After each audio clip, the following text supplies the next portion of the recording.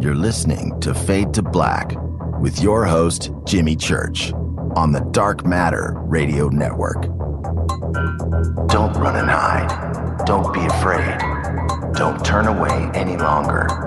The truth will set you free. And now, your host, the captain of conspiracy, the prince of paranormal. This ain't your daddy's radio network show. This is Jimmy Church, Fade to Black.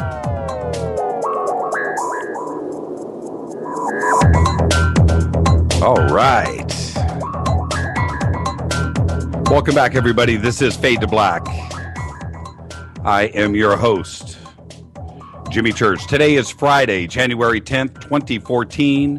That's right, just 10 days into the new year. We are live from the JP Motorsports Studios right here in Burbank, California for KJCR and the Dark Matter Radio Network. That's right, it's me, Jimmy Church. You know how I start off every show. Started off with a salute to the proud men and women in uniform all around this great world of ours who are fighting the good fight for us. Without them, there is no me, there is no you, there is no us, and you can't hear me right now. Happy birthday to Rod Stewart, Pat Benatar, and Jim Croce, by the way. Jim Croce would have been 71 years old today. He would have been 2 years older than Rod Stewart. Follow us on Twitter at JChurchRadio. Facebook, the fan page is JimmyChurchRadio.com. YouTube, Fade to Black.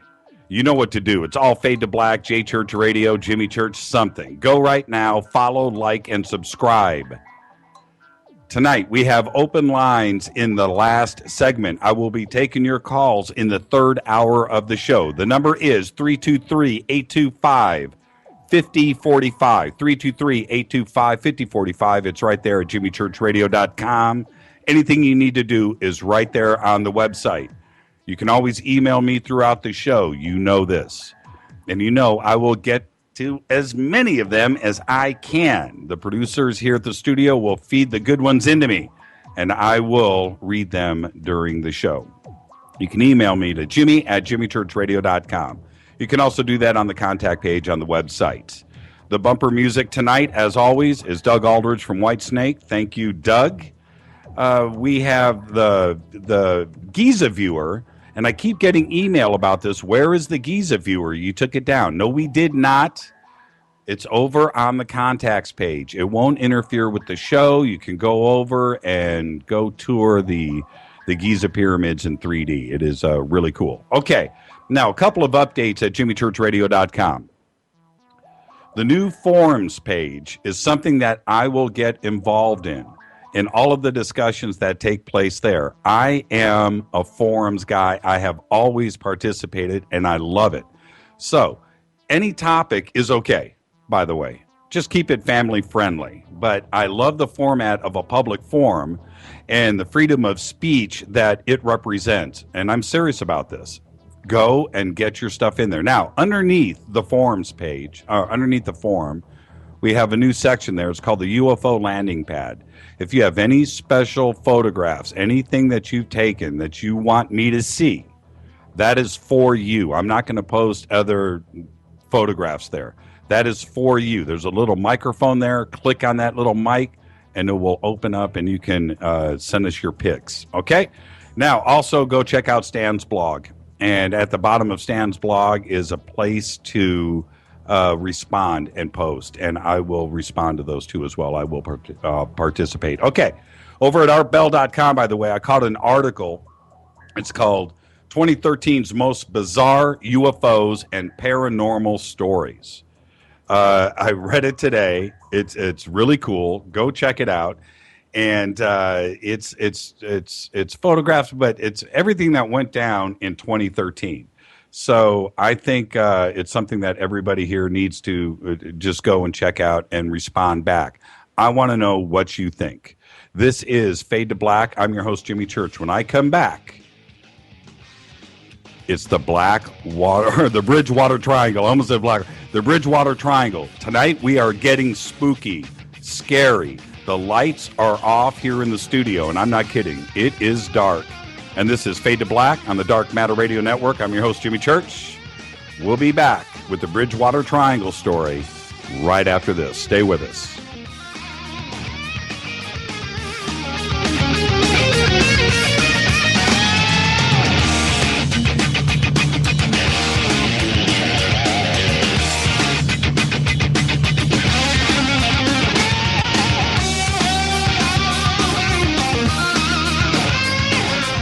What's up, revolutionaries? It's me, Jimmy Church. Do you have an IRS or state tax issue? Well, I did, and I called national tax experts. My problems were fixed, done, fini, and man, I got to tell you, it was a relief. National tax experts are a recognized tax office that services clients in all 50 states. Doesn't matter where you live. Give them a call. I'm telling you, they take the time to understand each and every client's individual financial status as well as their financial goals. And that's exactly what you need, my brother, when you're taking on the evil 3-letter. So, seriously, give them a call today at 1-877-909-5444. Again, 1-877-909-5444. Or go check out their website, www.nattaxexperts.com. That's NATTAXEXPERTS.com. Tell them Jimmy sent you. This is KJCR at JimmyChurchRadio.com. On the Dark Matter Radio Network.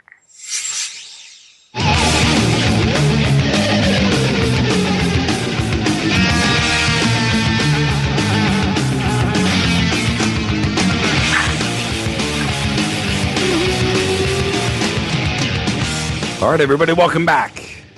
This is Fade to Black.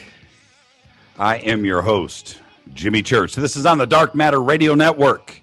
All around the world right now, everybody listening, for all of those, we are patiently waiting for the return of Art Bell. We're all waiting. But it's shows like this that feeds that thing that everybody needs. And tonight, it's going to be a scary, spooky, kind of crazy show. And I want everybody to participate. Shoot me some emails. Let me know what you think. Let me know what you're thinking. And certainly, if you have any experiences with the Bridgewater Triangle and you need to tell us about it, you can do that tonight in real time. But this is going to be a great show. We came off of a great week of programming here on the Dark Matter Radio Network. And to follow up that kind of week with tonight's show is something that I've just been excited about this all day. And so let's get this going. You know what? I'm just going to jump straight into it. Let's do it.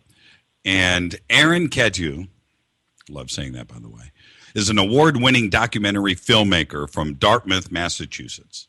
In 2003, he produced and directed a 30-minute documentary entitled Inside the Bridgewater Triangle. The experience inspired him to someday produce and direct a feature-length documentary on the same subject. In 2010, he teamed up with filmmaker Manny Familare to begin production on the Bridgewater Triangle. Cadieux also owns and operates Bristol County Media LLC and its subdivision, Big Operations Production, a company specializing in video production services. Christopher Balzano is the founder and director of Massachusetts Paranormal Crossroads, and I'm going to inject right now also one of the stars of the Bridgewater Triangle. The Paranormal Crossroads, Massachusetts Paranormal Crossroads, is an online collection of legends and ghost stories from Massachusetts and the surrounding areas. He has been investigating the paranormal for more than 15 years and has been writing about those experiences for the past 10. He has been a contributor to Jeff Bellinger's Encyclopedia of Haunted Places and Weird Massachusetts as one of the writers behind Weird Hauntings. His writing has been featured in Haunted Times and Mystery Magazine and is covered by the Boston Globe, the Boston Herald, the Standard Times, and the Worcester Magazine. And I'd like to welcome to the program Christopher and Aaron. Are you guys with us? Yes, we are. Thank you for having us. Thank you very much for having me. And you've got to, first off, thank you for coming in. And you've got to love technology because, Aaron, you're up in Massachusetts, and Chris, you're down in Florida somewhere in an undisclosed location, I understand. in a bunker somewhere in Southwest Florida. Yeah. Oh, we'll get to the bunkers later. That's, but and for everybody out there that hasn't heard about the Bridgewater Triangle, this is why this show was done, because I loved listening to radio when I was growing up and learning something that I never knew, and you just, you get sucked in. This tonight is, I promise everybody, this is exactly what this show is going to do for you tonight. If you've never heard of the Bridgewater Triangle, then you're going to leave this show tonight and go do your research and check it out. It's gonna freak you out, because it's no joke and it's real. Now, before we do get started, I will say to everyone, I watched the documentary from beginning to end today, and I did tell Aaron, I said, Aaron, I'm going to cancel the show tonight, man. I'm going to watch this thing a second time, because it sucked me in, and it's a documentary for documentary people. When you expect something out of a documentary, this one delivers in spades. And so I hope I haven't pumped it up too much, but you know what? It will back up what I'm saying, guys, and I really appreciate you coming in. Okay, so the conversation that we're going to have tonight, let's be candid. There's no reason to hold anything back, because the documentary speaks for itself, but certainly it's going to be a fun conversation, and I'm really looking forward to it. Okay, you guys ready? Absolutely. Oh, yeah. Okay, Chris, I'm checking in with you, too. Okay, all right. Chris is making me nervous already. Let's do this. Aaron, for everybody out there that doesn't know, well, let me say this about you first. Sure. You're a skeptic, right? I'm a major skeptic. And when you say skeptic, on all fronts, are we talking about, from UFOs to ghosts and paranormal and the afterlife? And I mean, is it just in general a skeptic on anything? More so when it comes to probably ghosts and psychics and fortune telling and astrology. I'm probably more of a skeptic on those kind of things.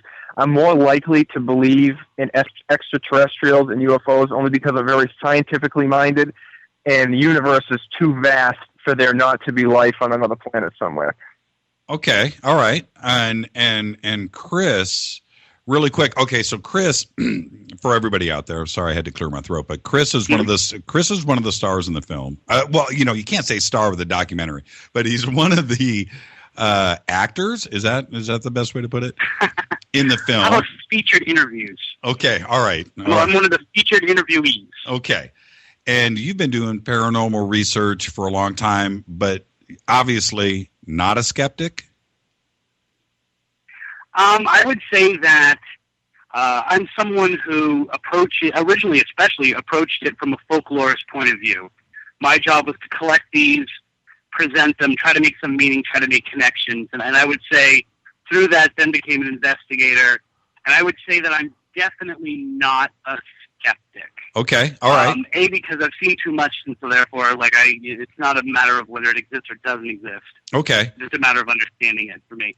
Okay, well let's start to set this up for everybody when we're trying to because now obviously they're wondering what is the Bridgewater Triangle, and this story well, it's not a story because it's true, but it involves just about everything that is nuts and scary and things that terrify all of us, such as UFOs, and you've got your documented EVPs. You've got Bigfoot is in this story. You've got those crazy spook lights. You've got satanic cults. You've got murder. You've got kidnapping. You've got ancient rocks and monolithic things. You've got urban legends with hitchhikers and human and animal sacrifices, and all of this is in this movie. And it's such a crazy. So Aaron, just set the stage. Where is the Bridgewater Triangle, and how far back does the legend start?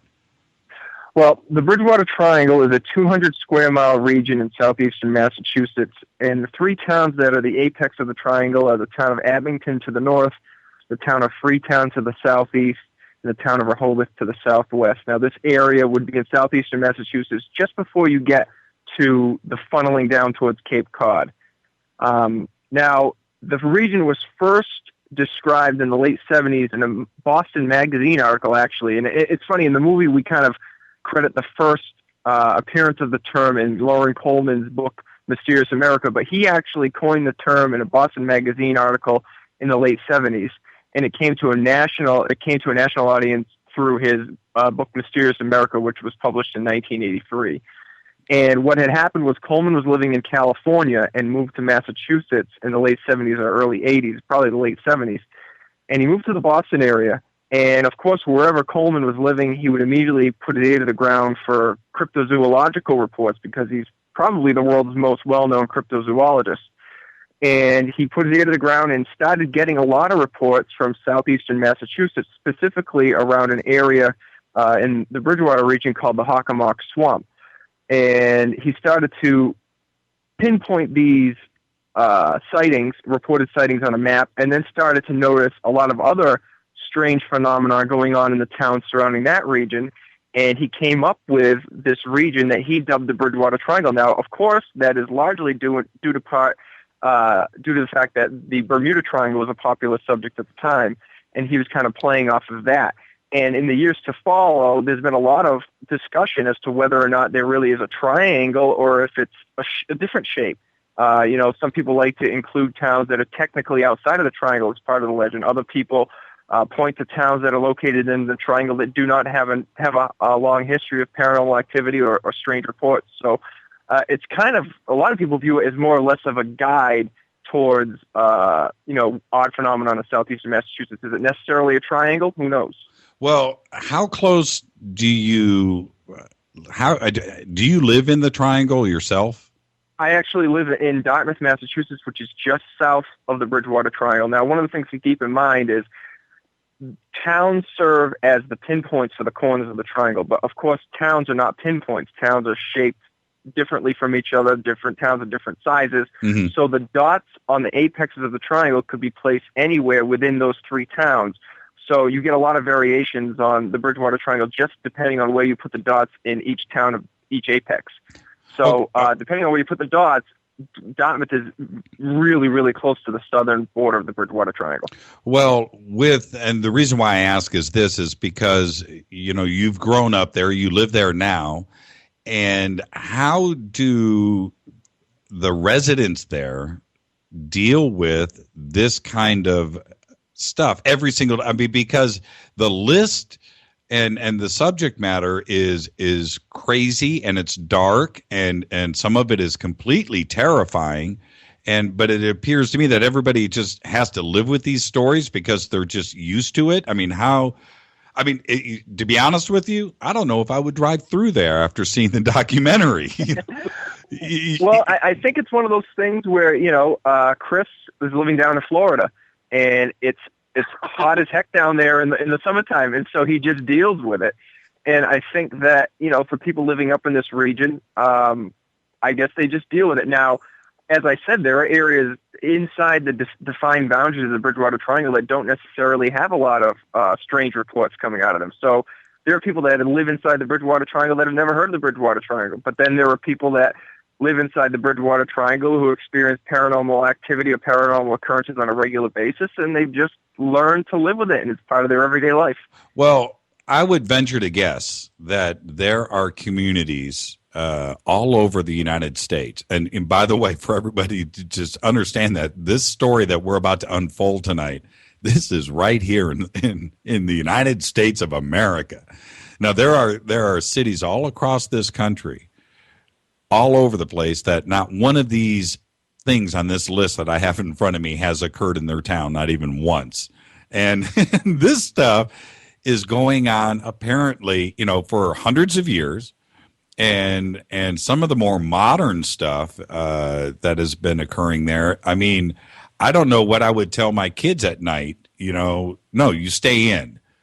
because it's just that crazy. And I keep saying crazy, but once you get to the end of the documentary and you're just like, whoo, it's that much, and it's overwhelming.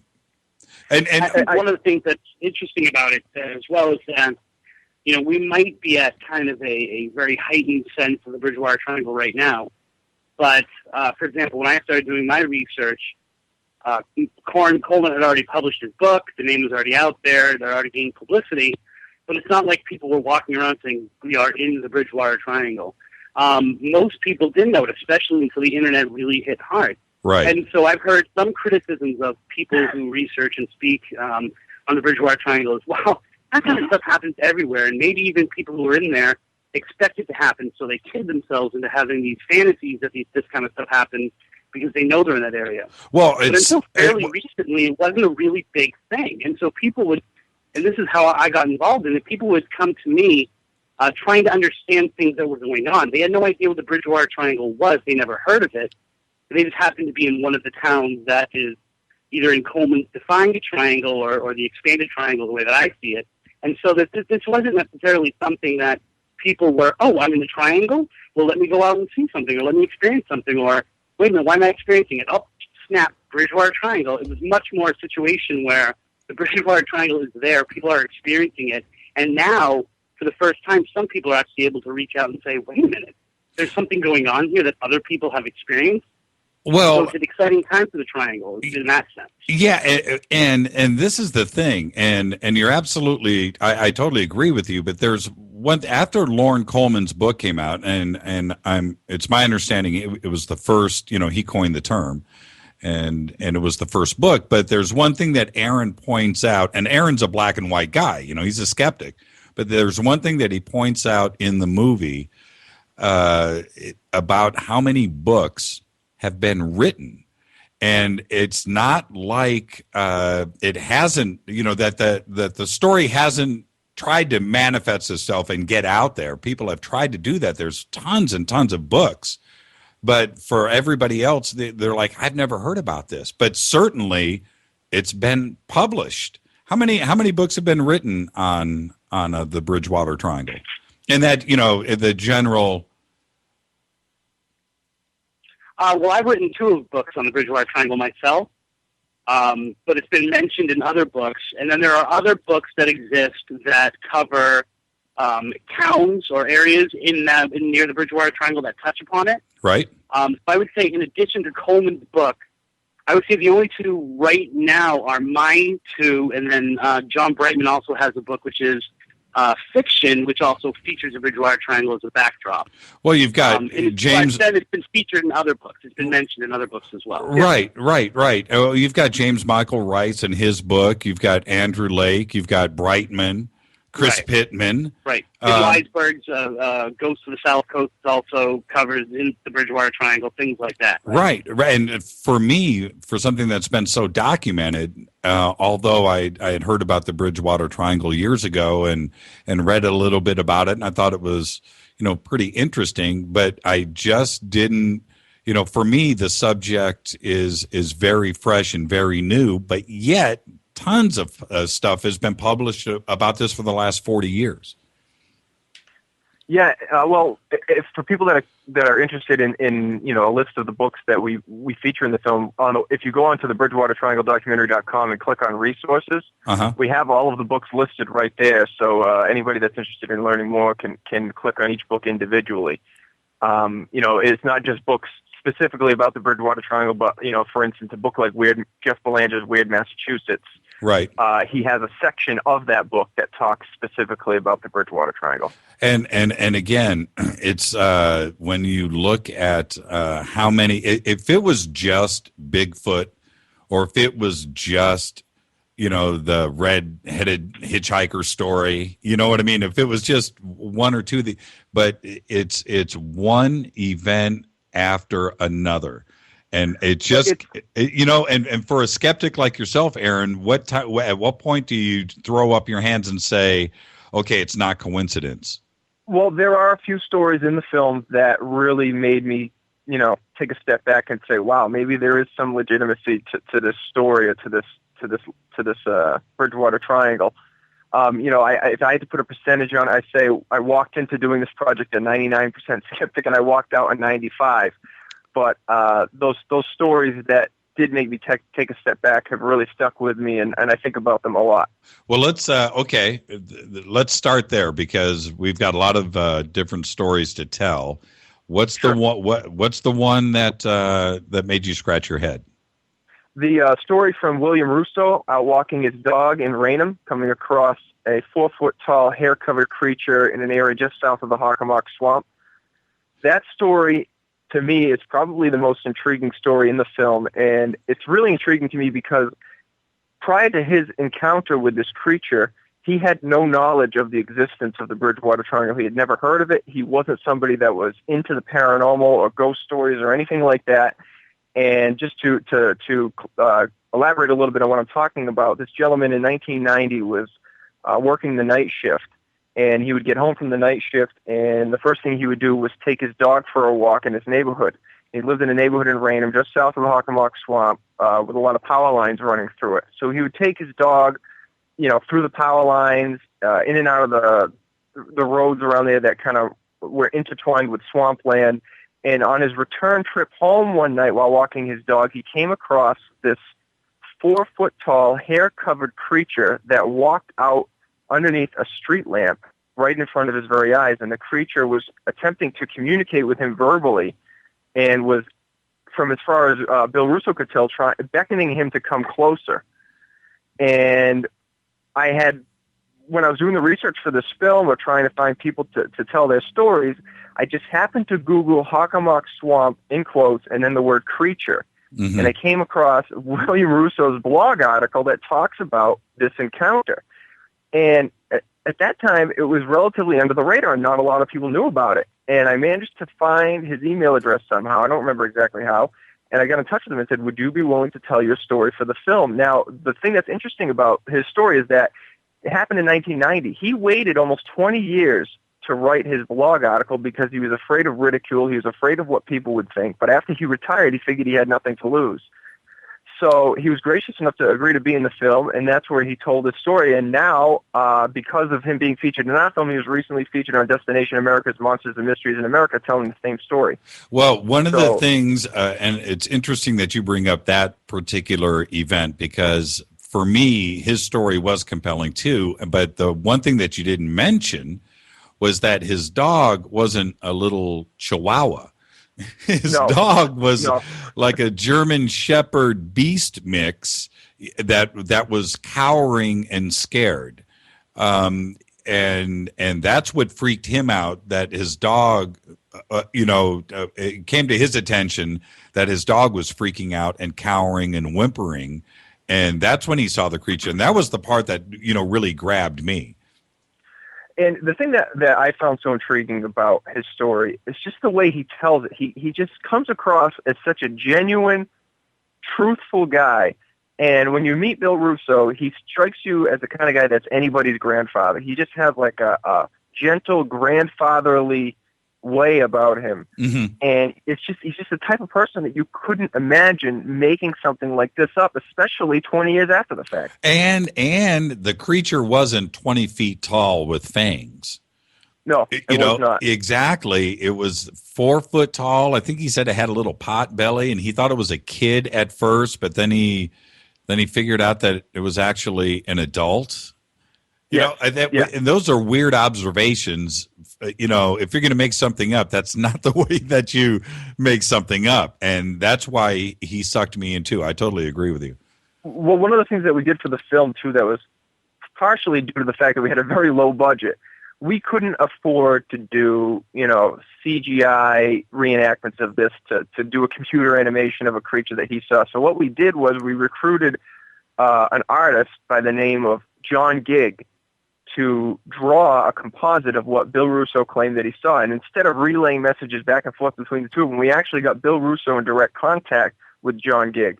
And it was basically like a police sketch artist where Gigg took Russo's notes on what he saw, and he came up with a composite that Russo says to this day is the closest sketch that's ever been done of what he saw. And it's a scary, scary sketch, by the way. It's very eerie. It is very eerie. Okay, and so for you, Chris, being a researcher out there for 15 years, what is it? What's the one story from the documentary that convinces you that something is going on? Wow. When I say from the documentary, it would have to be the incident with the video camera. I'm not sure if you want to get into that when I'm being interviewed in the forest. Well, okay, let's tell that story. You know what? Okay, all right, let's tell that story because Aaron and I, well, the three of us were talking about that earlier, and that scene when it happened, I thought Aaron made a really bad editing error in the movie. And so when it happened, I couldn't quite figure it out. But then I realized what I was seeing was real. So I just set it up for you. Chris, what happened? And real quick, Aaron, just yes or no, were you there when that went down? Yes, I was. And the funny thing about that is that interview was never supposed to happen in the first place. Chris had given a tour of the Freetown State Forest that day that I happened to tag along with. And now this was prior to meeting Manny and deciding to really do this documentary. It was just kind of something that, I figured if I'm ever going to redo that documentary, I might want to follow Chris Balzano around on this tour today with a video camera. Chris was gracious enough to allow me to do that. And what happened was, at the end of his tour, he was supposed to go do book signings at Baker Books in Dartmouth, Massachusetts. Mm-hmm. And he had locked his keys in his car in the middle of the Freetown State Forest. So we had to call AAA, and it took AAA like 2 hours to get out there. So I told Chris, I was like, hey, would you mind if I did an interview with you while we're waiting? And he said, no problem. So we were using car headlights. At one point, we were using a battery-operated light out in the middle of the woods shooting this interview. And that's why when you watch the documentary, that interview is probably the roughest looking of any of them because it wasn't planned and it wasn't something that we had intended to do. And you can tell it was real. Okay, so Chris, what happened? So, I had just finished this. I had done this tour, and I had brought some people into the Freetown State Forest and showed them some places, and they had done some investigating. And so I'm locked in, and Aaron's like, well, I'm going to do the interview. I had actually moved down to Florida at that point, so it's one of those things where if I'm ever going to make a documentary, I need you now. So, all right, hey, we've got some time till AAA comes. I have a long history of, especially when I investigate the triangle of my car breaking down and things like that.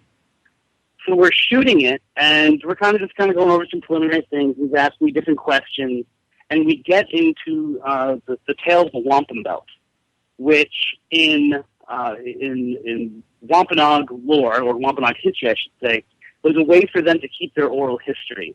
So what it was literally a belt that you could be wrapped around a person, and it would be decorated with different shells and different rocks and things like that. And the people would tell the story of their people, and put their hand over the different rocks and the different wampums that were there, and that would kind of signify an event, and so that's how they kept their history. Okay. Well, the belt was lost because the King Philip, during the King Philip's War, had given it to his general Anawan, who then was captured, surrendering, ending the war. And so the belt kind of went to Benjamin Church, who was the English general, and kind of disappears from history. No one knows where it is. Many people say that the loss of this belt and the loss of this kind of unofficial Wampanoag history is part of the reason why things are going wrong in the Bridgewater Triangle, specifically in the Freetown State Forest. So if the belt, I'm sorry? If the belt returns, peace comes to the valley, right? Yes. Okay, yes. gotcha. That's one of the theories, and that's the story that I'm telling. Okay. And so as I'm telling the story, the lights go out. And we're all kind of, we're everyone who's there is either a filmmaker or an investigator. So we're used to this kind of thing, either paranormal or just technically. And so, we're working and we're getting things back together, and we're kind of, getting the film, and we put fresh new batteries in the light that the camera's using, which I believe was Andrew Lake's light that we're now using to do this. And it comes back on to me, and I believe it's one of my colleagues, Matt Moniz, who tells me, hey, do you realize when you started talking about that stuff is when the lights went out? And so I, in a very jerkish kind of way, start kind of talking to the spirits, being like, I am sorry, I shall not make fun of your wampum again.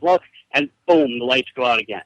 So all these fresh batteries right there, me on film, and of course, I swear. So Yeah, I won't say what I said on the radio, but I mean, it was one of those things where so much of the triangle can go by you. You can pass it off as, like you were saying earlier, coincidence. Here were a whole bunch of people twice when talking about this thing. Once very specifically directed towards the event and towards this supposed curse. Boom, something paranormal happens. And you can hear somebody say in the background, come on, those are brand new batteries, right? Right. It's one of those things where anyone can look at it and say, oh, you guys set that up. And it wasn't. It's a 100% genuine thing. You notice none of us overreact and you're like, I start screaming and running around. It's one of those things where we're all extremely freaked out because you realize right there in that moment you're knee deep in the paranormal and it's everywhere around you. And you can see it in your face. And Aaron, for you, this is where you're trying to get a little piece of film shot, and then this happens. You're the skeptic. What were you thinking?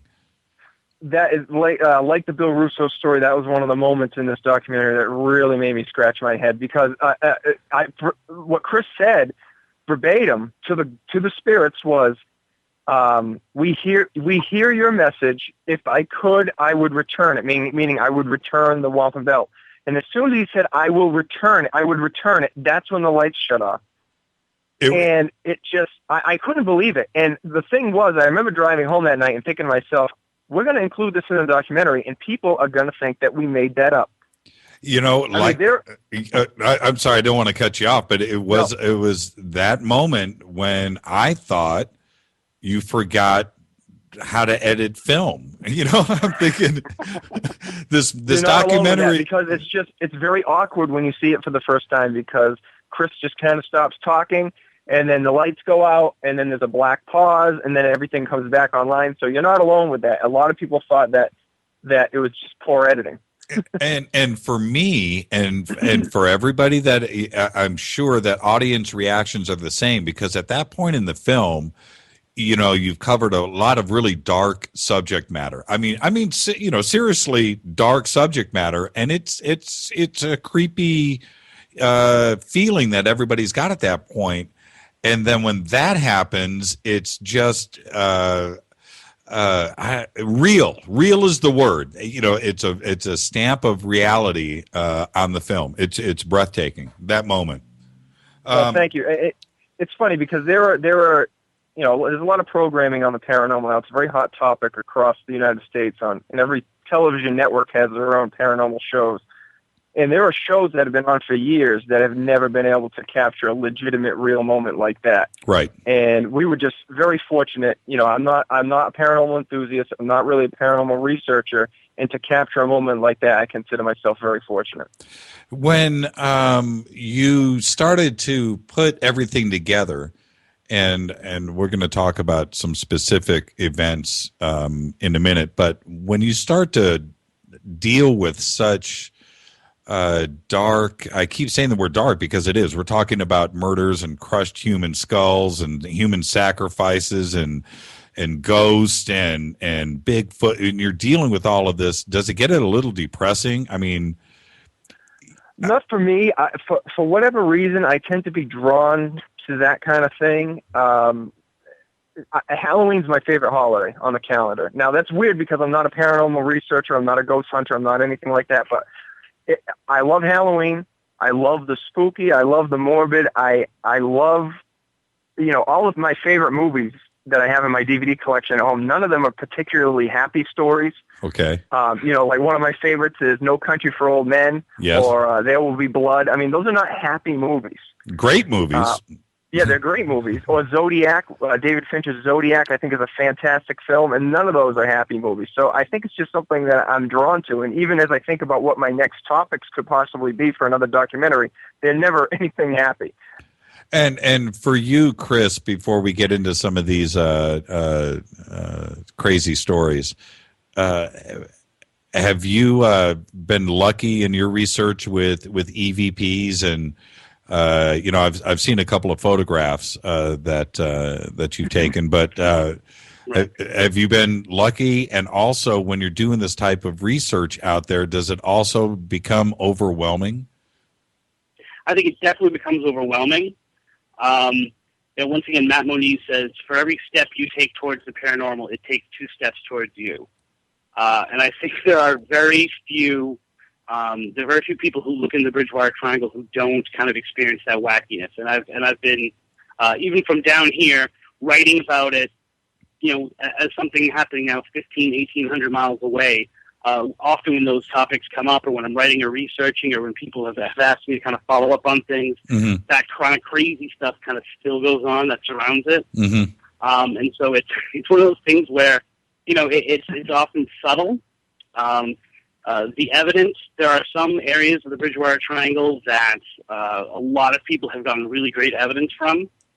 One of the most interesting places in the Bridgewater Triangle, although not featured in the documentary, is a place called the Samuel West House, where I've gotten some of the most insane and enlightening EVPs that has now become, like, other people have investigated there and they get it as well.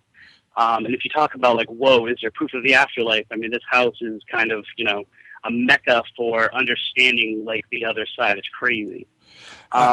And so I think that, and one of the videos that I'm involved in that's kind of been, taken apart and analyzed, and is the When Pukwudgie's Attack video that's online. That's featured both in the film, and was featured on the Monsters and Mysteries and Monsters show. Is that what it's called, Aaron? Monsters and Mysteries in America. Yes. Monsters and Mysteries. That's kind of, people take that as, is it not evidence? Is it evidence? But it's definitely something that has kind of freaked people out and been kind of a linchpin for some paranormal discussions. So people are definitely getting a ton of really good research from the area. And like I said, I know very few people. I used to kid around with Aaron that this movie was never going to be made. You see it and you think, oh, wow, he just kind of slapped something together. And I'm sure he did a great job. But this has been a labor of love from him for a long time. And there were times when he was making it where it seemed like it wasn't going to get together. And I kind of kept grinning and kind of saying to him, like, I'm not sure if this movie wants to be made. I'm not sure if the Triangle wants this out there as much. I'm not sure if it digs the fact that you're doing this. And so, there's definitely something to people who investigate there, and people who write there, people who try to expose what's going on there. Right. And with and one of the things that I find fascinating, and you just touched upon that a little bit, but for me, is that what is the relationship between documented UFO sightings and human sacrifices? What's you're really reaching for a connection there. And you start to throw in everything else, and this. I thought the spook lights thing, which I can't wait till we talk about that. But each one of these is a completely separate subject on its own. But the connection between them all is the triangle, and that's what's fascinating to me. I mean, it's just fascinating. Well, one of the things about the Bridgewater Triangle, I think, is to call it a paranormal hotspot isn't really giving it enough credit. It's almost a triangle of mystery, because not everything that occurs within this Bridgewater Triangle is necessarily paranormal. I mean, ritual sacrifice and murders and kidnappings and things of that nature aren't inherently paranormal. No, exactly. Exactly. But when they're occurring in this region and also a lot of the geological mysteries that we discuss in the film are not inherently paranormal. But they're strange nonetheless. It's a window into the strange, I would say, more so than a window into the paranormal. And because the paranormal falls under the category of strange, paranormal plays a large part into the Bridgewater Triangle, of course, but it's not just the paranormal. And I think, when we have discussions and question and answers after the film at some of these venues that we've been playing at, that's one of the questions that comes up is how does the ritualistic stuff tie into this? Or how do the murders tie into this? It ties into it because it is strange. It is odd, and the region just has a reputation for that. And that swamp is pretty creepy looking in general, by the way. That doesn't help. But, okay, how has the reception been? The viewings, have they all taken place in Massachusetts, or have you done anything outside of the state? So far, all of the screenings have taken place in Massachusetts. The film has only been out for about 2.5 months, and we premiered it at the University of Massachusetts, Dartmouth, on October 20th, to a sellout crowd of 750 people. A week later, we showed it at Bridgewater State University to another sellout crowd of 450 people. And that show, probably more so than any other, I take a lot of pride in, because for that show, we were going head-to-head with the Boston Red Sox in the World Series. And, up here in Massachusetts, we take our baseball pretty seriously. Yes, you do. And the way that the ticket sales worked for that show is people called in advance, left a message, and said how many tickets they wanted to reserve, and they paid for them at the door. So once I heard that, I was like, oh, geez. I said, we're going head-to-head with the World Series. People probably called weeks ago to reserve these tickets, and now that the World Series is on, they're just not going to show up, and we're not going to fill the seats. Well, and I was dead wrong. There were people that... Go ahead. Yeah, there were people waiting outside the door who weren't able to get in because the line was so long. People that thought they might be able to get tickets at the door, and it was jam-packed, 450 seats, filled to capacity, and people stayed till the end, even with the Red Sox playing at 7 o'clock that night. All right, well, let's get started on some of these stories, and I want to start with the first one. And Chris, I don't know if you can jump in on this, but I do want to talk about the UFO sighting with Jerry Lopes and Steve Sprazia. And so take us through that, and how did well, actually, let's just start from the beginning. These two guys are reporters, correct? Yes, they were reporters at the time with a radio station called WHDH Radio, and they, a lot of times after work, they would take a ride to the Rain and Dog Track, which is located in the heart of the Hockomock Swamp. Essentially, it's along Route 138, which cuts the swamp in two on a north-south route. And the dog track is in a clearing, but that clearing is surrounded by the Hockomock Swamp, and that area is known as a hot spot for strange occurrences in the Bridgewater Triangle. And these two would go there for drinks after work sometimes. And this one particular evening in 1979, they were driving along Route 24. They took the exit onto 106 to head towards the dog track, when they looked up in the sky and they saw a gigantic home plate-shaped object flying very slow and very low in the sky, come right over the exit. And they both corroborate the same story. They both give the exact same details when it comes to the story. And we were lucky enough to feature both of them in the documentary. And there was a while there where we didn't think we were going to be able to interview either of them because they don't live in the area, but we did end up making it work.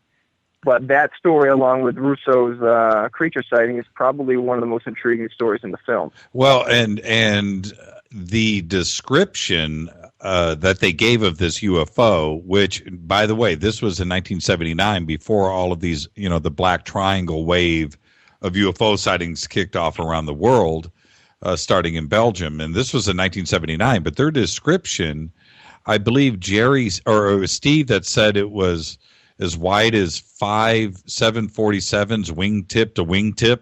I mean, when you're looking up in the sky at an object, sometimes it might be difficult to judge size based on how far away the object is, but that was his estimate. Yeah. It was 5 747 stacked wing to wing. And it was a black, shaped like a home plate, like an arrow, black with one main light on the front of it. And he said it just came straight over, and he said he thought he could hit it with a rock. Yeah, that's how close they were to this UFO. And the interesting thing about that sighting was they didn't know this, but at the time, a lot of residents in southeastern Massachusetts, ranging from the the South Shore down to into the Bridgewater area and maybe even up towards Boston, were seeing similar objects in the sky. And the Brockton Enterprise ended up running an article that took into account all of the different reported sightings of this craft, and the sketch artist for the paper came up with an illustration which matched exactly what Steve Sprazia and Jerry Lopes had described, and we show that article in the film. And it's funny, Steve Sprazia even has a little model that he made out of wood and a flashlight to represent what he saw. And the drawing in the newspaper looks exactly like the little model that Steve Sprazia features in the film. Now, and where, in as far as the Bridgewater Triangle goes, where did this sighting, if you were going to place that inside the triangle, was it like in the middle? Was it, what part of the triangle was it in? It was in the Hockomock Swamp region, which many people cite as being the heart of the Bridgewater Triangle. It's probably slightly in the northern section of the triangle, northwestern section, before you get up to the apex up in Abington. It's south of that, at the intersection of near the intersection of Route 24 and 495. It's a major hub. There's a lot of traffic in that area, a lot of people in that area, and but back in the 70s, that exit that they had taken to get towards the dog track wasn't heavily settled yet. And now it's like a strip mall off of that exit, but back then it was just trees, I think. I think it's one of the most convincing. Well, everything in the movie is convincing, but that moment. These two guys, they didn't know that the other reports were coming in. They were kind of freaked out. They just wanted to get to the dog track after that, and you can tell that these are just two guys that are telling a story about what they saw. They don't care if they're convincing anybody. They are just saying what they saw. It was very, very, very compelling. Well, for anybody out there that wants to see that scene, it was featured. We were featured on WCVB's Chronicle, which is a news magazine program here in Massachusetts, and they actually showed some scenes from the film as part of the interview. And that was one of them because Steve Sprague at one time worked at Channel 5. And it's funny because that aired, and somebody must have DVR'd it, one of these UFO enthusiast groups. And now if you go on YouTube and type in the Bridgewater Triangle, there are probably like 30 different uploads of the exact same segment, all from different UFO enthusiast groups talking about that one incident that we feature in the film. So that scene actually can be seen in its entirety on YouTube. Chris, let's jump in. I want you to tell a story really quick. Now we've got EVPs. We've got you're a paranormal investigator, and you're throughout you're in the entire movie. So take us to one of your stories. Wow. Okay. One of my stories from the documentary, or just one of my stories from the trial? No, from the documentary. Okay. Aaron, which one do you think I should get into? I've only seen certain parts of the documentary, unfortunately. You appear in the beginning, and then you start appearing heavily in the Freetown State Forest section of the film. Why don't you talk a little bit more about the? Talk a little bit about the redheaded hitchhiker, because I think that's one of the stories you're featured heavily in that I scene originally too. Published that started to really pull me towards that area. It's the redheaded hitchhiker of Route 44 in Rehoboth, Mass, which Rehoboth is one of the apexes of the triangle, and it's right on the Rehoboth and Seekonk line, which is obviously the next town over. And there are some things about it which are very traditional, folklorian kind of hitchhiker stories. It was originally kind of given to the world in the New England Ghost Files by Charles Robinson, which was published, I believe, in '94. And he talks about all of these people who are having the same experience, where they would be driving down that section of the road and they would see a man in the road who, for the most part, took on the same physical description, slightly taller than an average person, red hair, red beard. He'd be wearing a flannel shirt, sometimes jeans, sometimes brown pants. But they would see him in the road, and some people would stop to pick him up. He would seem to be hitchhiking. Other people would actually drive straight through him, and then stop their car and say, "Oh my word, I hit someone!" and then look all around, and they weren't able to find anybody. But he was known to get into people's cars. He was known to actually appear in people's cars, and many of them took on the same kind of feel. The people would go and try to help him. He might get into the car, and then they would try to communicate, and he would never communicate to them. Sometimes he looked like a crazy man. Other times he was very calm. And it would always be that he would disappear. So if they would pick him up, he would appear in the car, or he would come into the car. They would be driving down the road. They would try to talk to him, and then all of a sudden he would just either fade or just not be there. And then all of a sudden there would be something. There might be his face as they were driving on the windshield, or they might have all of a sudden his voice would come over the radio. So it was one of these things that all these people, according to Robinson, were experiencing this kind of weird ghost that would be following along there. And so I started kind of following the story and documenting it. And what I found is that a lot of people were having paranormal experiences there. They weren't necessarily seeing the red-headed hitchhiker, but a lot of classic urban legends were becoming attached to this. One of the ones that I found, for example, was if you drive along that stretch of road with 3 people, he'll appear in the empty seat. He'd be the fourth. He'd be the fourth passenger. Right. He would just magically appear in whatever seat was empty. Hopefully, it wasn't the driver's seat that was empty. Right. One of the great ones that we experiment with every year is if you drive right straight up to the Seekonk line, Seekonk-Rehoboth line, honk your horn 3 times, shut off your lights, turn your lights back on, and he'll appear in your headlights.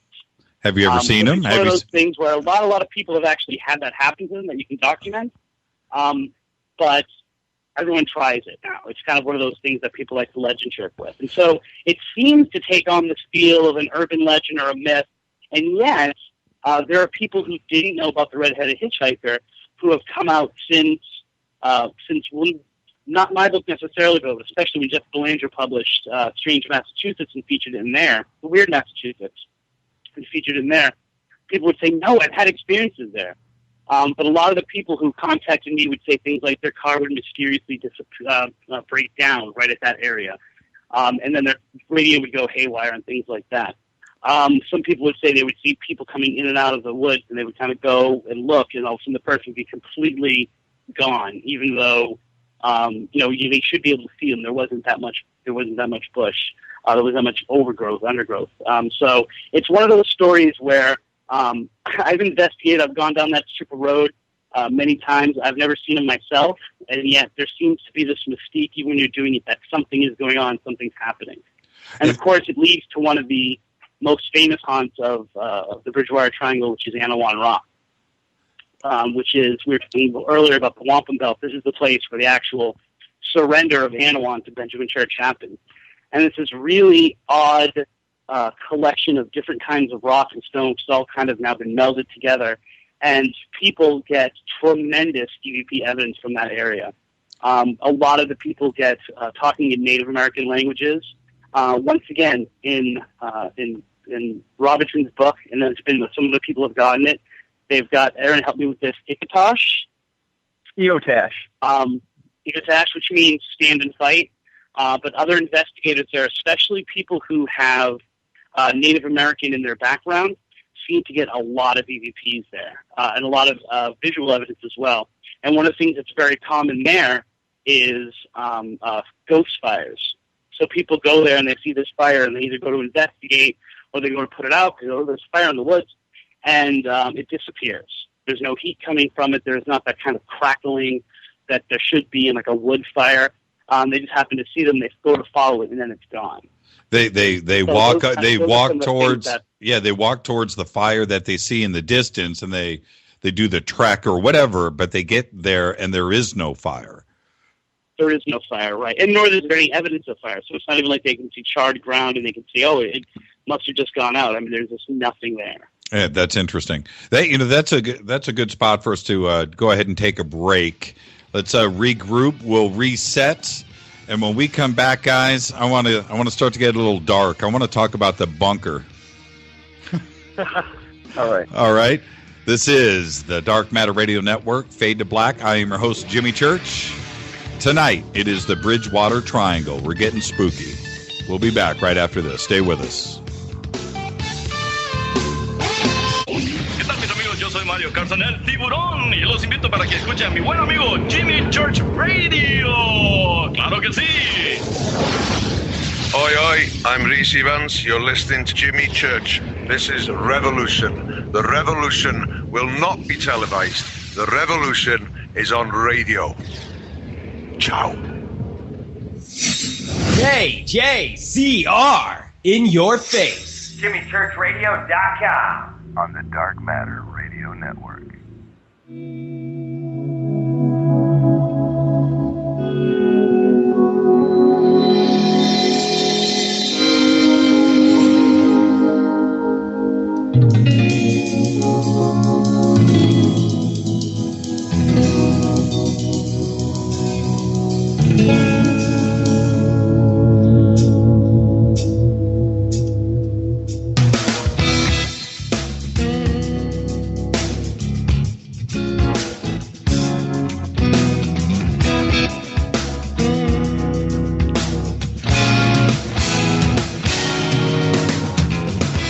Oh, yes. The Dark Matter Radio Network. This is Fade to Black. I'm your host, Jimmy Church. Lots of stuff to do over on the website at jimmychurchradio.com. We are talking about the Bridgewater Triangle tonight. And get over on the forums, post some stuff, ask your questions, shoot me an email. I've got some emails that have come in. We'll get to those in a minute. But and then I'm going to follow up after the show tonight, too, as well, and jump in on those forums. So get over there and sorry about that. Get over there and participate in those forums. Shoot me an email to jimmy@jimmychurchradio.com. Follow us on Twitter @jchurchradio. We're talking about the Bridgewater Triangle. It's a new documentary that will be coming out. And unless you live in Massachusetts and seen it in person, you haven't seen it yet, but it is coming out. And so, Chris and Aaron, are you still with us?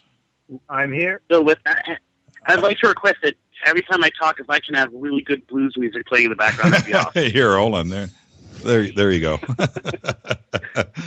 Yeah, that guitar player is Doug Aldrich, and he's somebody that I've known since we were kids out here. But he, we grew up as friends, but he was just a really great guitar player and went on to play in some really great bands like Lion, and he played with Ronnie James Dio, if you guys know Ronnie.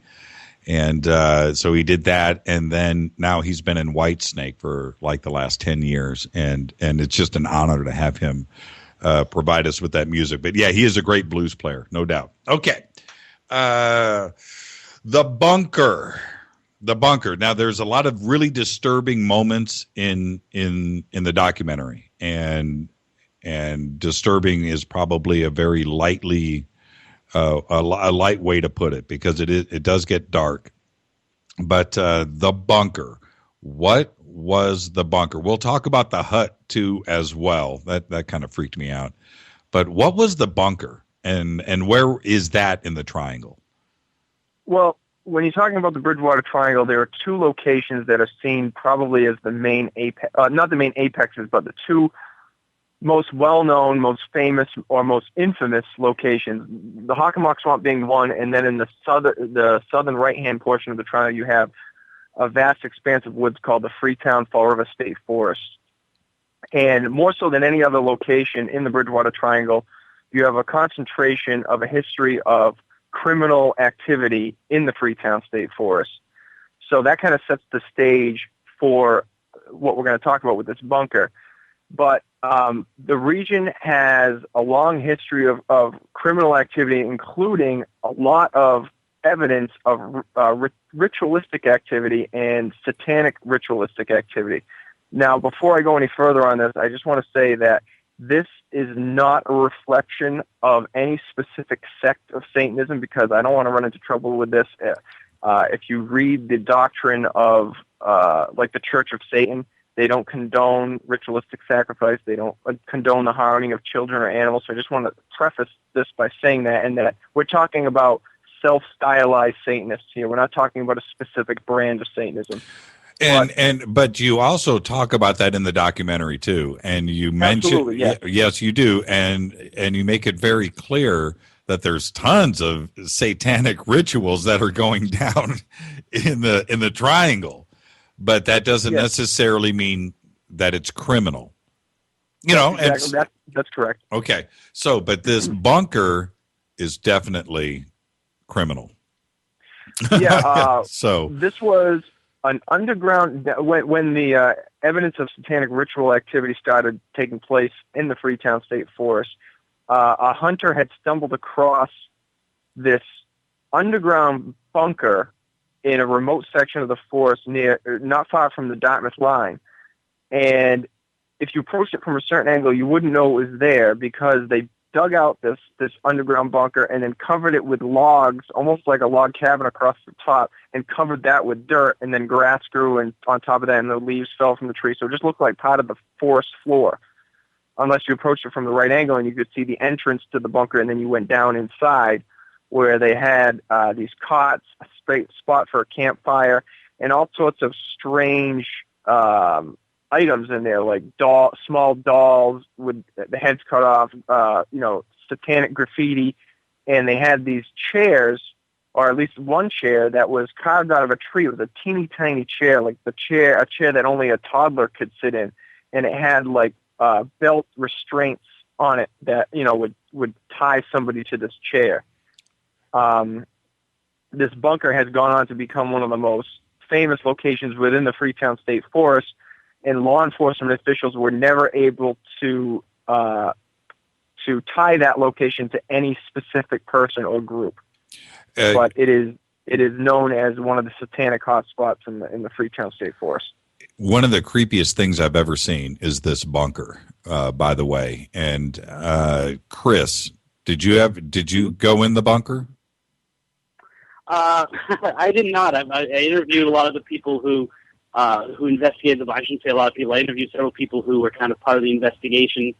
Specifically, one of the people who is one of the stars of the documentary, Alan Alves, and kind of it's one of those things that's really creepy because there were small children's clothes. Yes. Some covered in dirt, some covered in sweat, some or like seemed to be crusted over. Definitely some covered in blood, as well as these ritualized knives. And yet, no children were ever found that were in connection to this. Now we have a great history both in Massachusetts and right over the border in Rhode Island, places like Connecticut, of these kinds of disappearances.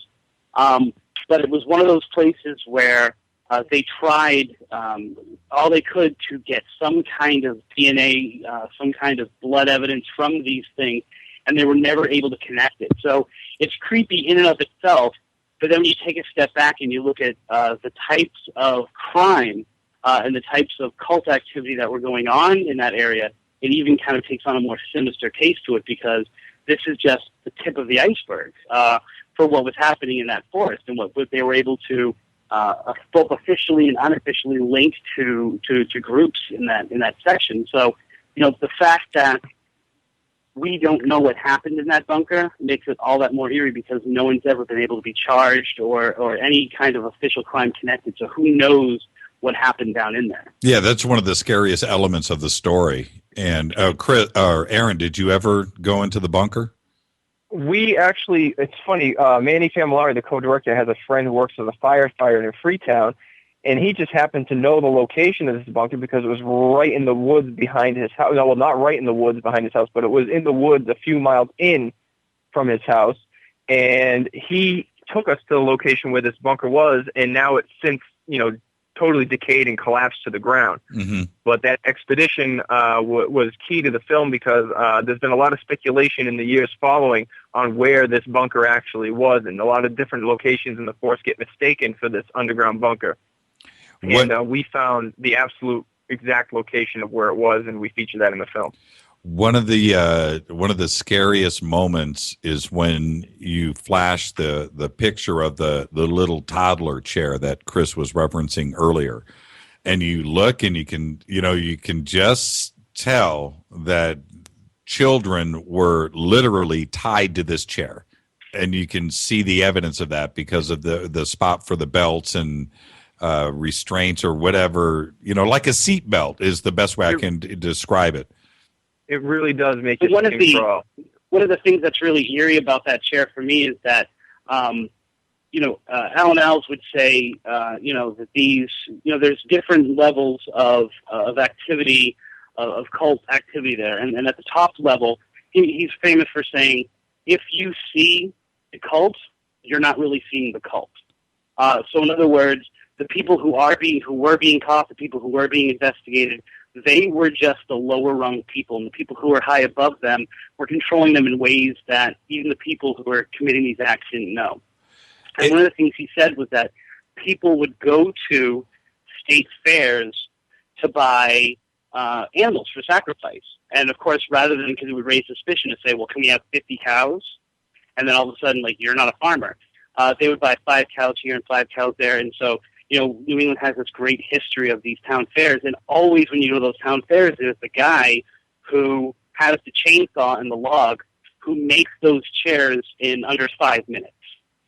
It's one of those ones that they just slice the log and then cut, and 5 minutes later they push it up and it's one of the little chairs and they give it to one of the little kids and everyone cheers. Right. And so it really to see those little kinds of connections, and to think that like the same people who were maybe buying these cows of those things were also the ones who were behind the scenes making these chairs and seeming very presentable and kind of creating this kind of web of things that were going on in these connections, which makes that, when you see that chair, especially now with the restraints on it, even more powerful and impactful. Yeah, totally. And there's only the list is very short for the necessity of an underground bunker with knives and beheaded dolls and small chairs in it.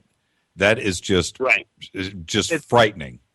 It's very Silence of the Lambs-ish when you think about it. Yes, exactly right. Yes, it's where you would see Buffalo Bill taking his victims, that kind of a place. And just for anybody that's listening right now, I did just post a picture of both the underground bunker and the chair on the Jimmy Church Radio Facebook page. Oh, awesome! For anybody awesome! that wants to see them. Awesome! Thank you for that. And then when you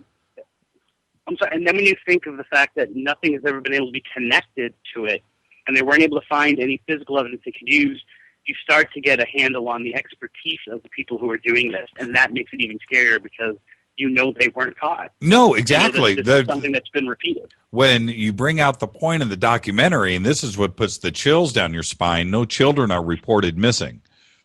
And it's just, there's nothing unsolved, and it's just one of the craziest parts of the documentary. It's very scary. Okay, now...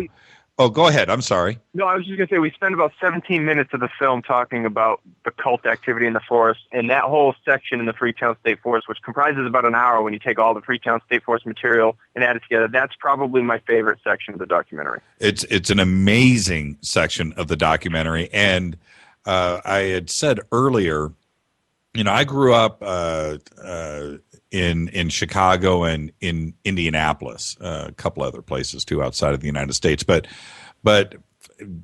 compared to this documentary, pretty wholesome. I mean, I don't remember my parents telling me stories about what went on in the cornfields next door or anything growing up. We just didn't have anything like this, this bunker story or satanic stuff going on. But apparently, this was, it seemed to me that it was a regular occurrence. I mean, for the police and stuff like that, it happens so often that a lot of it probably just went ignored. And that's the way I got it from the documentary.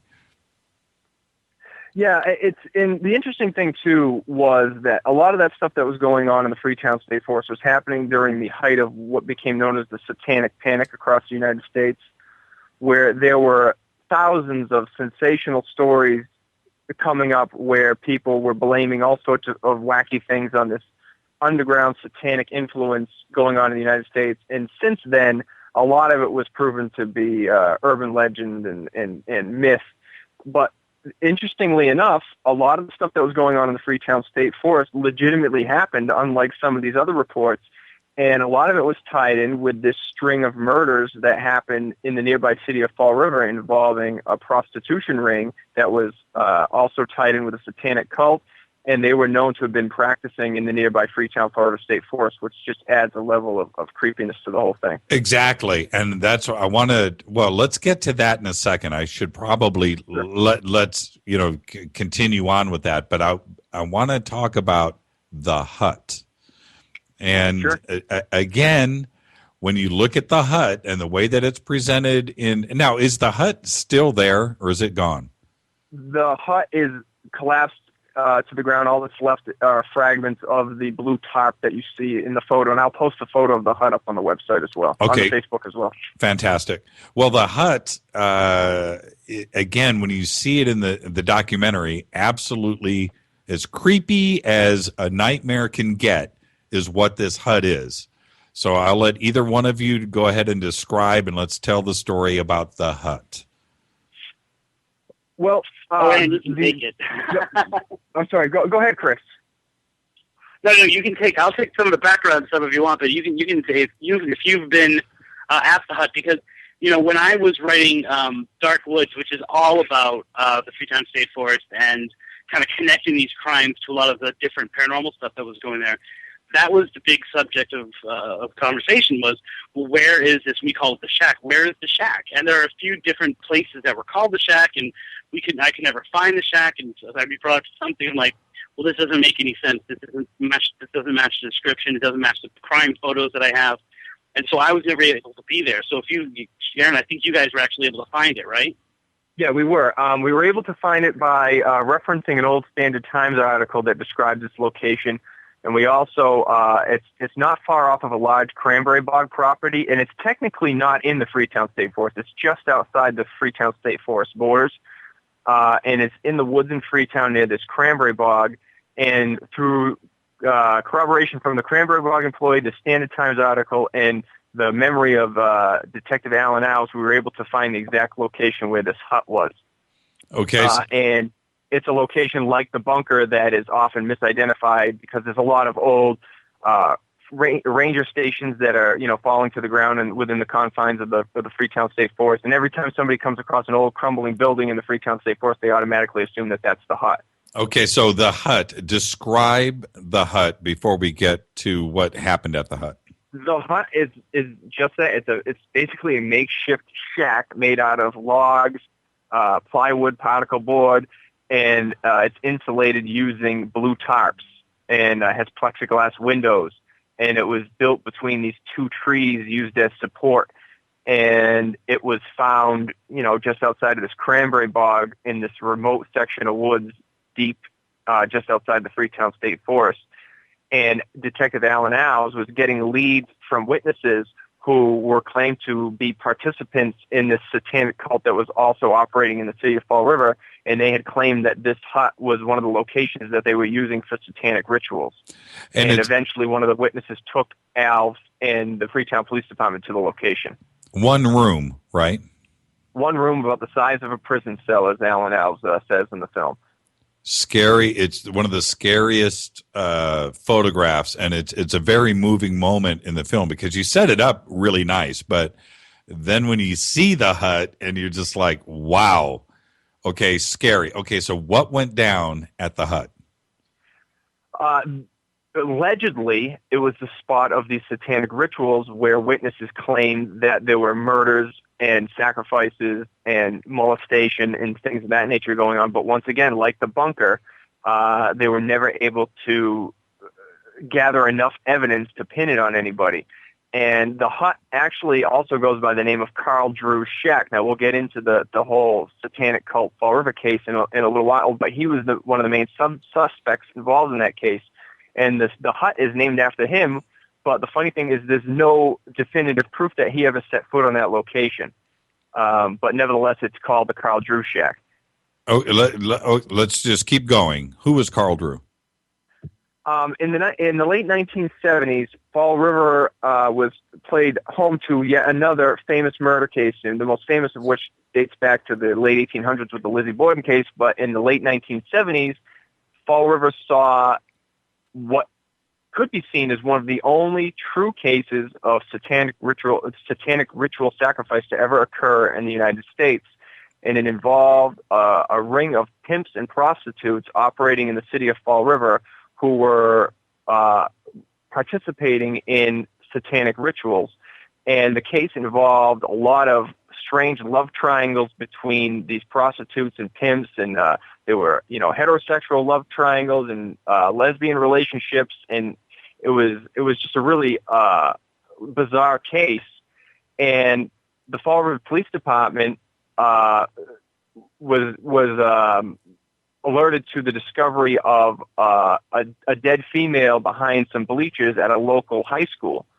And they went to the scene of the murder, and it had a lot of ritualistic overtones. This woman's hands were lashed behind her back, and her skull had been crushed. And a little while later, yet another body turned up behind a printing plant in Fall River. And this was both of these bodies were bodies of prostitutes, and she was killed in the same fashion. And eventually, another prostitute came along as a witness to these murders. And when she was supposed to go up for a follow-up interview to the Fall River Police Department, she mysteriously disappeared.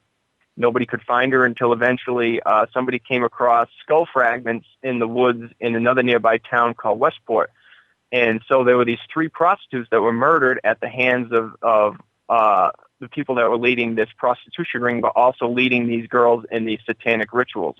Now, And all three had their skulls crushed. that's correct. And the first girl, what was the first girl? What was her name? The first girl was Doreen Levesque. The second girl was Barbara Raposa. Right. So Doreen's body was found at the baseball park behind the bleachers. Yeah, behind the bleachers at the football field at Diamond Vocational High School in Fall River. So when the police find this, there's no indication yet of anything. It's just a crazy murder. Exactly. The satanic stuff. They don't know anything. But what they do have is a crushed skull, which is a crazy thing to find. And then how many weeks later did they find the second body and skull? I don't know off the top of my head. I believe it was maybe a couple of months, right? Maybe weeks. They found Barbara Raposa's body in a similar fashion behind a printing plant in an industrial section of Fall River. Now they've got a problem. Yes, now they've got a problem. And like I said, a third prostitute came along as a witness. Her name was Karen Marsden, and she started cooperating with police and telling them about these satanic rituals that were being led by a pimp by the name of Carl Drew and his accomplice, another pimp and prostitute named Robin Murphy. And they were implicated as the leaders of both this prostitution ring and this satanic cult. And as I can just jump in really quick. When sure. Barbara Raposa was, her body was discovered, one of the primary suspects was her boyfriend, whose last name was Mateau, I believe. And Maltese, they brought him in. Was it Andre Maltese? I'm sorry, go ahead. Andre Maltese? Was it Andre Maltese? There we go. That a different gentleman involved in the case? He started giving the first hints, and this is where the story gets really weird in that the investigators began to mingle with this satanic cult. They began to investigate them, get kind of up close and personal, and not in an undercover kind of way, in a very straightforward kind of way. In this group, welcomed them into their rituals. They allowed them to kind of witness what was going on, and everything was kind of out there in the open. He later recants and I believe gets charged with her murder officially, but all of this really weird stuff happens because the cops begin to kind of not becoming part of the cult, but getting first-hand observations of what's going on. So it's then that they start kind of making these connections, and that when Kristen decides to come forward. Now, one of the things, and remember, this is not television, this is radio, so they don't have a visual reference on this. So one of the things for me that was pretty shocking about this satanic ring that was going on in these murders was that these were actually, very young adults, almost kids. When you first see Carl's picture, through this story, and you first see him, he's not somebody that's 50, 60 years old, like you would picture in the movies. Do you guys know how old he was when he was actually convicted of this? I believe he was in his early 20s. Right. I know for a fact Early that 20s, Robin Murphy was 17 when this all went down. Exactly. That's one of the... He moved into Fall River when he was like 17 or 18, and very quickly kind of gained his reputation. So he kind of was involved in this stuff very, very early in his 20s. Now, what ended up... I know the answer, but I just have to ask. It's my job. What was the reason? He was a pimp. These were prostitutes, young prostitutes, but he was their pimp. But what was the reason for the human sacrifices? Control. All the people who were the ones that were the focus, and keep in mind there might have been victims that fall out of this, but all of this had to do with, as Aaron was saying earlier, love triangles, people who they thought were going to kind of go outside, or people who were kind of messing with one member of the cult. And so it was like, okay, even though they were, I believe, the theory is that all of the people were involved in the cult, so they were killing their own, and it all had to do with that power and that tightening of the grip of the group. Right. Is one of kind of the predominant theories. Would you call, were these actually classified as human sacrifices, or were they classified as murders? I would say they were classified as murders, but one thing that Carl Drew and Robin Murphy did was all of their activity was bathed in this cult. So therefore, a murder that was done to reinforce the group was done in the name of Satan, at least in retrospect. If you read and so it's one of those things where power and this cult and this religious-y aspect of it and this satanic part of it were kind of meshed for them. Go ahead, Aaron. If you read about some of the testimonial accounts of the murders themselves, for with what Robin Murphy said happened. Now, you can take this with a grain of salt because you're talking about a very sordid case with a lot of he said, she said, a lot of retractions of things through the years and retelling the story in different ways. But at one point, Robin Murphy had testified that Carl Drew would take the blood of the victim, draw a cross on his forehead, and speak in like this unearthly growl during these murders. And so those are the kind of things that were coming out of the case, and that Doreen Levesque's body was sacrificed, she was killed as an offering to Satan, and those kind of things. Whether they were ritualistic murders or just plain murders, and I guess it's something that's up for debate. If you ask Carl Drew, because we've corresponded a few times, his take on it is that it was all kind of like to him. Now, keep in mind, he's in prison and he's trying to make himself look as good as possible, and so he's presented as if this was kind of just like those kids who might be, listening to heavy metal music, who are like, yeah, well, now let's worship Satan. Wait, this is really, really effective in terms of like it makes us able to do things that morally we shouldn't be able to do, like have orgies and commit these crimes under some kind of protection and have power. And then that's kind of like Robin Murphy's the one who twisted everything because she was really kind of the one underneath everything that was going on, and that she had control not only of the cult but also of him, and that he kind of took it very lightly and very passively and was like, oh yeah, this is fun stuff, like, oh, and it really works for like people being scared of us and stuff.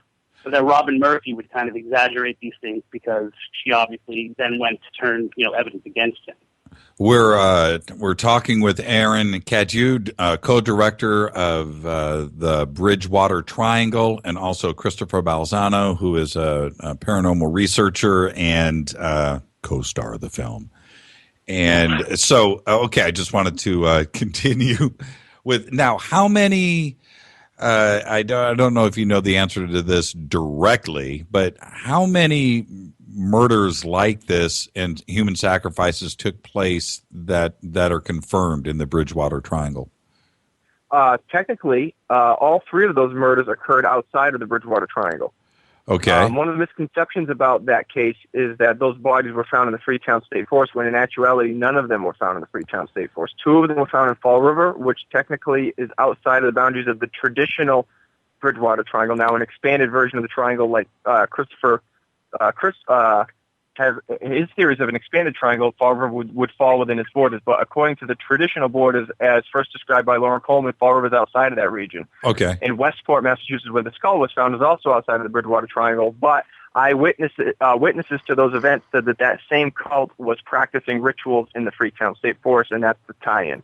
And I want everybody to go over to jimmychurchradio.com over on Facebook. Aaron has taken the time to post photographs of all of this on jimmychurchradio.com on the fan page on Facebook. Okay, but except Carl Drew was doing his rituals at the hut. Is that correct? That's one of the theories. There were witnesses that said that cult was participating in rituals at that hut, but those rumors were never confirmed. And there's no definitive proof that he ever actually stepped foot in that hut. Now, what happened to Carl Drew, by the way? Carl Drew was convicted of murder in 1982 in the first degree, largely due to the testimony of Robin Murphy, who in a plea deal was only convicted of second-degree murder. And since that case took place, or since those verdicts were handed down, she had since been released out on parole, and he remains in prison in prison for life without the possibility of parole, and he's been denied a new trial on multiple occasions. and she actually wound up back in prison not too long ago for violating her parole. Now, when we talk about, it's such a dark thing to talk about, human and animal sacrifices. This has been occurring for quite a while now. Human sacrifices, confirmed or not. The animal sacrifices is what we're going to talk about right now.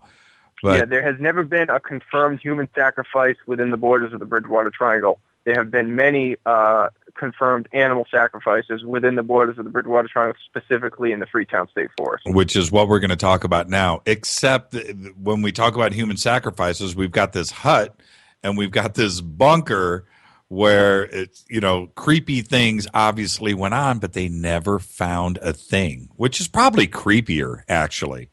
Yeah, and there's one interesting part of the film where we start wrapping up that section where Alan Alves comes on and talks about how he was trying to organize a joint local and state police effort to bring the dogs into the Freetown State Forest to look for possible human victims of cult activity or just plain old murders in general.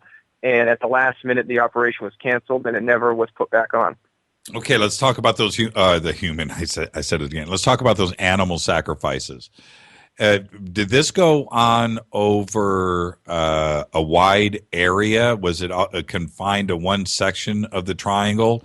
Is it something that, just occurred? Yeah, like I said, most of the animal sacrifice was documented in the Freetown State Forest, which is part of the overall Bridgewater Triangle, but it is confined to the lower right-hand portion of the triangle. Okay, let's go. What's been going on with this? Now, the photographs, if you could post something up, because there's a bunch of it in the documentary, sure. But if you could post up exactly what we're talking about, because it's crazy. Yeah, exactly. That's great. Okay, so get those up. But well, take us through one story. Okay, a lot of this is going to be told through the eyes of former Lieutenant Detective Alan Alves of the Freetown Police Department, who's featured prominently in that section of the film. But he was on the Freetown Police Department back in the 1970s through the 80s, 90s, and into the early 2000s. And back in the 70s, a lot of hunters and hikers started coming across evidence of satanic ritual activity. And some of these things would include, small animals sacrificed in the center of a pentagram drawn in the dirt or either made out of stone. And also satanic graffiti was turning up on the rocks in the state forest, specifically at a location known as the Ledge, which is featured prominently in the film. Through the years, these sacrifices went from small animals like pigeons and seagulls and things of that nature to eventually cow carcasses being found in remote sections of the Freetown State Forest. And as Chris mentioned earlier, it's theorized that these animals were being purchased at local auctions with the specific purpose of driving them out to the middle of the Freetown State Forest and sacrificing them as part of a satanic ritual. Now, the photographs, it looks like in a couple of them, I could be wrong because I've only seen them a couple of times, but it almost looked like there were piles or fields of carcasses. This is, it just wasn't one. Am I right in saying that? That was one incident. The cow carcasses started to turn up in the 1990s, specifically the late 90s. There was a section of the Freetown State Forest near the Dartmouth side of the forest where at one point a one single adult cow was found drained of its blood with its throat cut in the middle of the state forest. And then about maybe a month later, a dozen baby calves were found in the exact same spot, all drained of their blood in some sort of ritualistic format. And we actually feature the file video footage taken by Alan Alves in the film of that gruesome scene where it's just the ground is just littered with butchered baby calves. It's a crazy photograph. And how far, you just don't find cows in the middle of the woods, okay? No. So it just doesn't happen. But how far is it from, say, the closest road? Somebody had to get the cows there. What kind of distance are we talking about? We're talking about miles from any main road, but the Freetown State Forest is constantly intersected with these remote dirt roads that are actually, public roads, state property, but in order to access them, you would need some sort of a truck or an off-road vehicle. And then off of these roads are a lot of footpaths that cut through the state forest as well. So the remote parts of the forest are accessible by vehicle if you have the right vehicle. And so I don't know exactly where these cows were found, and it happened long enough ago that Alan Alves' memory is a little fuzzy on the exact spot, but it was in the Freetown State Forest towards the Dartmouth portion of the forest. Chris, but term like I road said, is a very loose term in Freetown.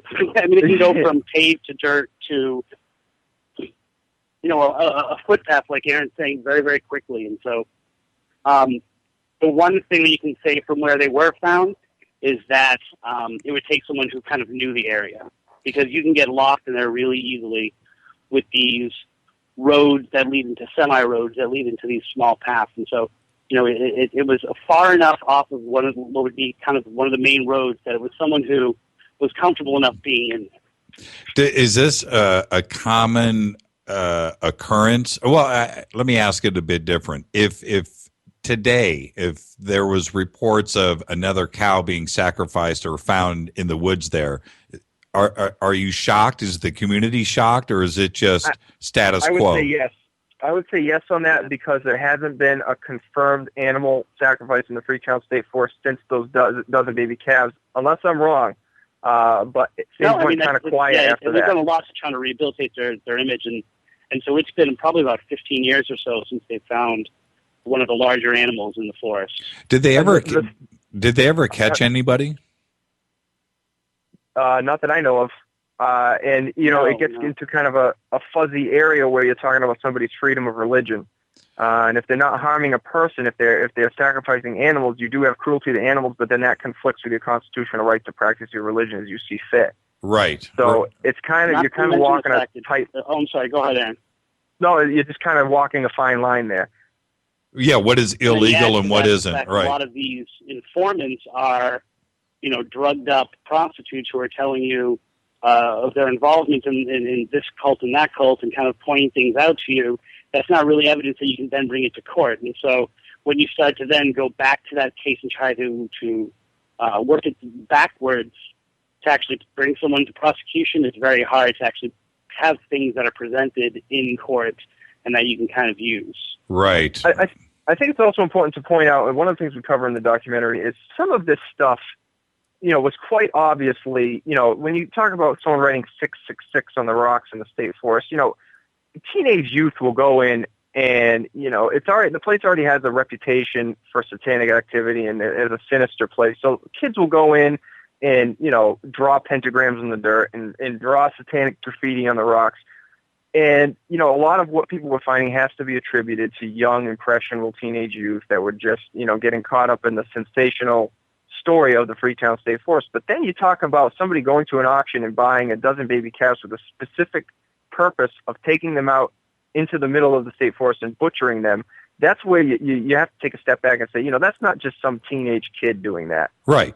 Well, so you have a little bit of both going on, I think. Well, it is a little bit of both, but I got to tell you, I did a lot of crazy stuff when I was a kid, but the last thing me and my buddies did was drag a little calf out into the middle of the woods and slit its throat. And so, that's where you just go, who is doing that? And the fact that nobody, was caught, and whether it's legal or not, that's a separate issue. And I agree with you with that, Aaron. But the fact that nobody was caught there, the hut is sitting out there doing nothing. You know what I mean? You've got the bunker. Just overall, in terms of the Freetown State Forest, it is, and this is coming from a skeptic, because it has such a reputation, and because it's so vast and you can go so deep into it, it makes the hair on the back of your neck stand up when you're out in the middle of that state forest, especially if you have the guts to drive out there at night, which I've done a couple of times. But, I mean, there's a road that runs through the Freetown State Forest, which we referenced earlier, called Copacut Road, and it runs from the Dartmouth end all the way through Freetown and winds up in the Asona end, which is also part of Freetown, but on the totally opposite side of the forest.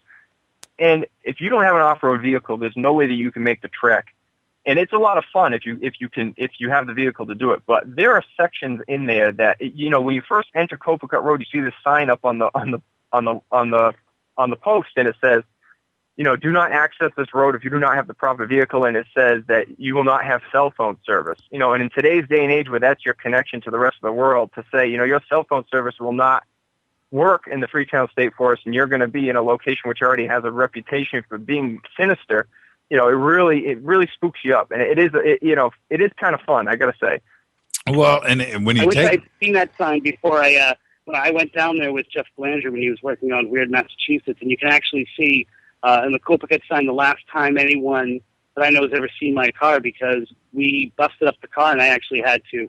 It blew up the next day because the oil pan had cracked. So it's definitely not someplace that you want to be going unless you've got the right vehicle. So it actually, my car is one of the victims of the Freetown State Forest. Well, I'm not an attorney, but when you have a preponderance of the evidence like this, and it just keeps piling up, and the pile just gets taller and taller, you have to start to draw some conclusions. Now, I'm not saying anything about conclusions, but I'm just saying that the area has something to do with it. And what it is, I don't know. I don't, but what it's got to be something to do with the area. The evidence is just there. Now, okay, I want to move on to Bigfoot. And I thought that this was one of the most intriguing things. Now, Aaron, this is where I'm with you, okay? And I've said it before on this show. Bigfoot is one of the things for me that I just have some issues with. It's not that I'm a skeptic when it comes to Bigfoot, because anything is possible. So, you can just start there, but I haven't seen it yet. I haven't. I'm waiting. There's a lot of circumstantial things out there, and there's in YouTube and everything. But Bigfoot for me is just something that I have. I need proof. I need more. But when you throw, what's that? Go ahead, but when you throw this into the mix and the sightings and in that area, again, nothing relates to each other, but then suddenly this surfaces. Yeah, Bigfoot sightings are probably one of the most famous occurrences within the Bridgewater Triangle, most of which are centered around the Hockomock Swamp region, which, if you look at a map of the Bridgewater Triangle, maybe I can try to upload one before we're finished here. The Hockomock Swamp is not anywhere close to the Freetown State Forest. You're talking about a 200 square mile area. So the Hockomock Swamp is probably about 20 miles to the northwest of the Freetown State Forest. So that's where a lot of the cryptozoological sightings are happening, is in that Hockomock Swamp region. And the Bigfoot sightings are probably the most famous of those. And we feature we feature two eyewitnesses to alleged Bigfoot sightings, and one story we tell from somebody who has since passed away. But those three stories are pretty intriguing. The most famous one is by a gentleman named Joseph DeAndrade, who claims Mr. DeAndrade is a character himself. He's an interesting guy. He claims he saw Bigfoot in Bridgewater at a small pond called the Clay Banks back in the winter of 1978. He was standing on one side of this small pond and looked across the other side, and to this day he says that he saw a tall, furry man-like creature walking along the bank of this pond, and then it slowly just disappeared into the forest. And he is so convinced by what he saw that he has spent the rest of his life investigating the Bridgewater Triangle and trying to prove the existence of this Bigfoot of Bridgewater. Chris, have you ever gone out and tried to do some little Sasquatch looking and EVP out there? No, I actually I tried to do it for the After Dark newsletter. I believe back in 2003. I took Tim Banal out there, and we tried to find the Bigfoot, and we hit all of those areas, and that were in specifically Bridgewater. And one of the things that we found that was very unusual was that every place that we had been to, that we had heard these Bigfoot sightings were happening, were now developed, and things were getting pushed back and pushed back and pushed back. And the one argument that can be made for potentially why Bigfoots might really enjoy the Hockomock area and the surrounding areas is that this is a part that is still wild. So while I was never able to kind of find the Bigfoots, we were kind of looking at it saying, wow, I can now see with my naked eye the different places of the sightings, whereas back in the day when they happened, they would have been wooded and they would have seemed isolated. We can now see that stretch. And so it's one of those things where I firmly believe that a Bigfoot is possible. If I'm a skeptic, that's the thing I'm most skeptical about. But But a lot of people who I respect have done research there, and they are telling me that there's evidence there, and they're telling me they've interviewed witnesses. It's one of those things where people can become really specialized in the Bridgewater Triangle, and we try to make those connections. But if I get Bigfoot things, I generally pass them off to someone like Chris Pittman, who's also featured in the film, or Matt Moise, who's in there. But there's definitely one of those things where when you're in the area, you can see this is a place where Bigfoot could be. Not only that, but I can see now Bigfoot would not be safe here, and that's why you're getting more sightings in the more isolated areas. This is a good spot to take a break. And when we come back, Chris, we're going to talk about some of those houses out there. And those EVPs. Those are just crazy. This is Dark Matter Radio Network, Fade to Black. I'm your host, Jimmy Church, the Bridgewater Triangle. More when we come back. Stay with us, everybody. Hi, everybody. This is Rob Halford, the Metal God, on JimmyChurchRadio.com. What's up? My name's Brian Taylor, Ninja Badass Extraordinaire, and this is JimmyChurchRadio.com. JJCR in your face. JimmyChurchRadio.com on the Dark Matter Radio Network.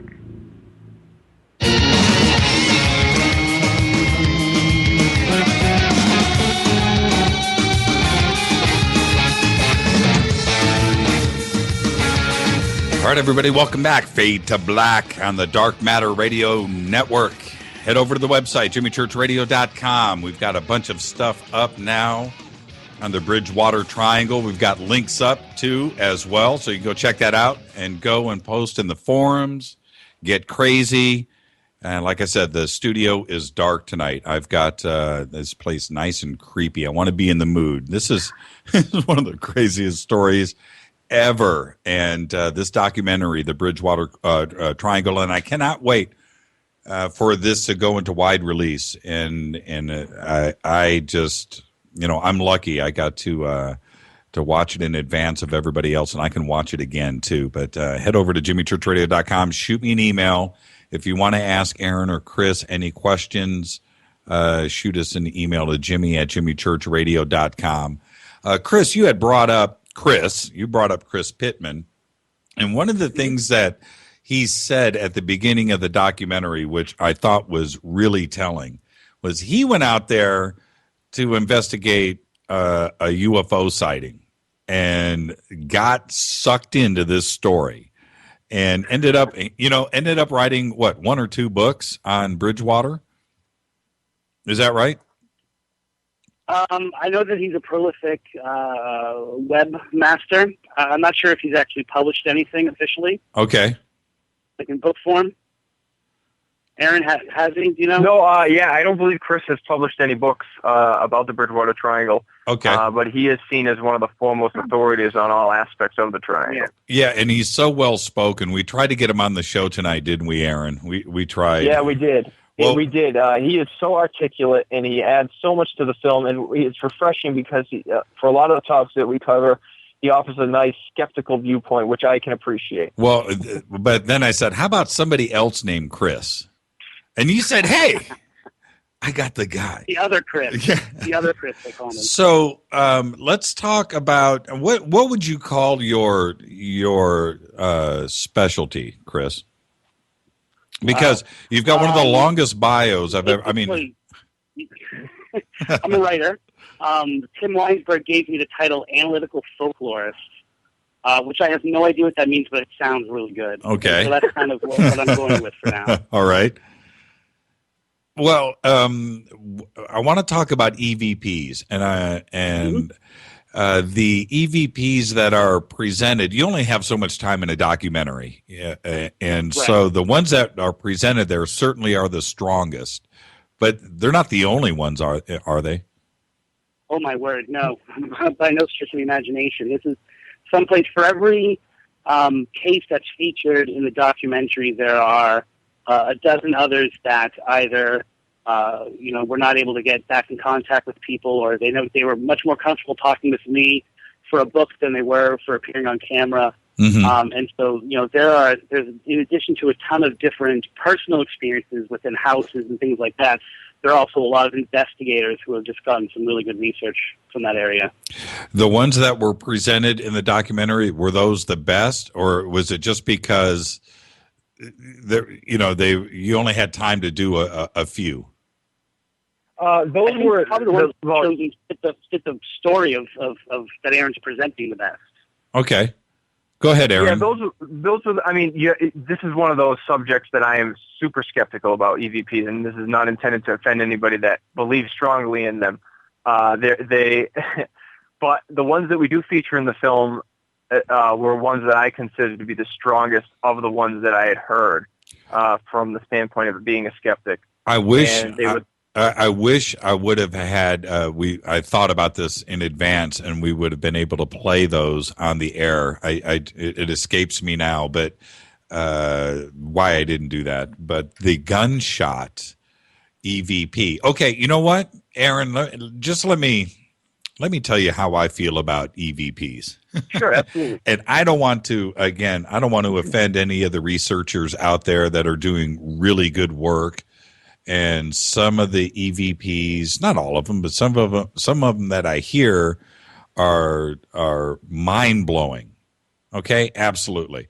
But I have a nice studio. I have lots of gear. I also have one of those digital, little handheld recorders. The Zach Bagans issued. You guys are supposed to laugh. Issued handheld recorder. And I'm going to ask you this directly, Chris, because I know Aaron's answer, but is it possible for anybody to get an EVP? I mean... Yeah, in addition to that, I think that there are EVPs that people just never discover. I think that if we were to go back to this, a recording of this interview, and we were to approach it the right way and have the equipment to analyze it, that there are people who are commenting on what we're saying right now. I do think that it's capable for anyone to get an EVP. That said, I think a lot of the EVPs that I hear are a stretch, and that are explainable. But the best ones are the ones that coincide with other evidence, right? Or are able to be kind of there's many things that you can eliminate naturally or explain away. Are the ones that kind of rise to the top. Okay, let's talk about a couple of these houses and locations, and also the restaurant is it a post office now? Is that what I saw? It's no longer a restaurant. That was actually a UFO location. Oh, that's right. That's right. The former restaurant, which is now a post office. Now, where is the Lizzie Borden house in connection or in this area? The Lizzie Borden house is located in Fall River, Massachusetts, which is the same city that played host to those satanic ritual slayings. So technically speaking, it's outside of the boundaries of the traditional borders of the triangle. But a lot of people tie it into the whole overall part of Fall River, which is why I always include it in kind of my thing. Freetown broke off into several different towns, one of which is Fall River. So, especially because there's so much good stuff there, I always include it as part of the triangle. What's the most haunted house? Well, once again, I think it's the Samuel West house, just because there is so much activity goes on there and so much evidence we're able to gather from it. You were just talking about the integrity of an EVP. Mm-hmm. The first time I went into that house, I went in with a fellow investigator named Matt Moniz, and we gathered all this evidence. And I'm a teacher. At that time, I was a high school teacher, and I was running a class on paranormal investigating. And so I said, well, here's some, recordings that we got. Why don't we just listen to them? And I hadn't listened to them yet myself. And so there I am in a room full of teenagers evaluating this. And I say, do you know anyone in this room? And every single student that was in there clearly heard a voice say, Matthew, to the point that none of them knew the investigator that was there. They all clearly heard it. It sounded as if I had said it myself. Like, it was that clear. And every time we go into that house, we get those kinds of results. And some of the things that they've actually said to us and about us, more importantly, really kind of blow your mind. What makes the house haunted? It's a unique. I was originally called in because they were seeing an old woman, and they were having some other things such as food being moved, creaks, weird smells, and then this old woman who was appearing to their son. They approached me because they said, this place has got to be haunted. It used to be a funeral home. And in our basement here, this is where the bodies would come in. In addition to that, it borders an area where there are a lot of people who pass away. It's kind of a retirement community. There's a lot of deaths in that area. The owners jokingly call it Death's Gate, Death's waiting room. And so there are a lot of things that there kind of call up very traditional kind of why hauntings happen. That being said, there also seems to be this factor of gathering. So people who pass away seem to be able to find this place and stay there for a while before going on to another one. How many times? So it's one of those things where we hear voices layered upon voices talking to each other, things like that. And so it makes it, and they're not necessarily always the same people. So we get this feeling that it's one of those things where because people are now investigating it, getting evidence from it, other people are going there to be heard.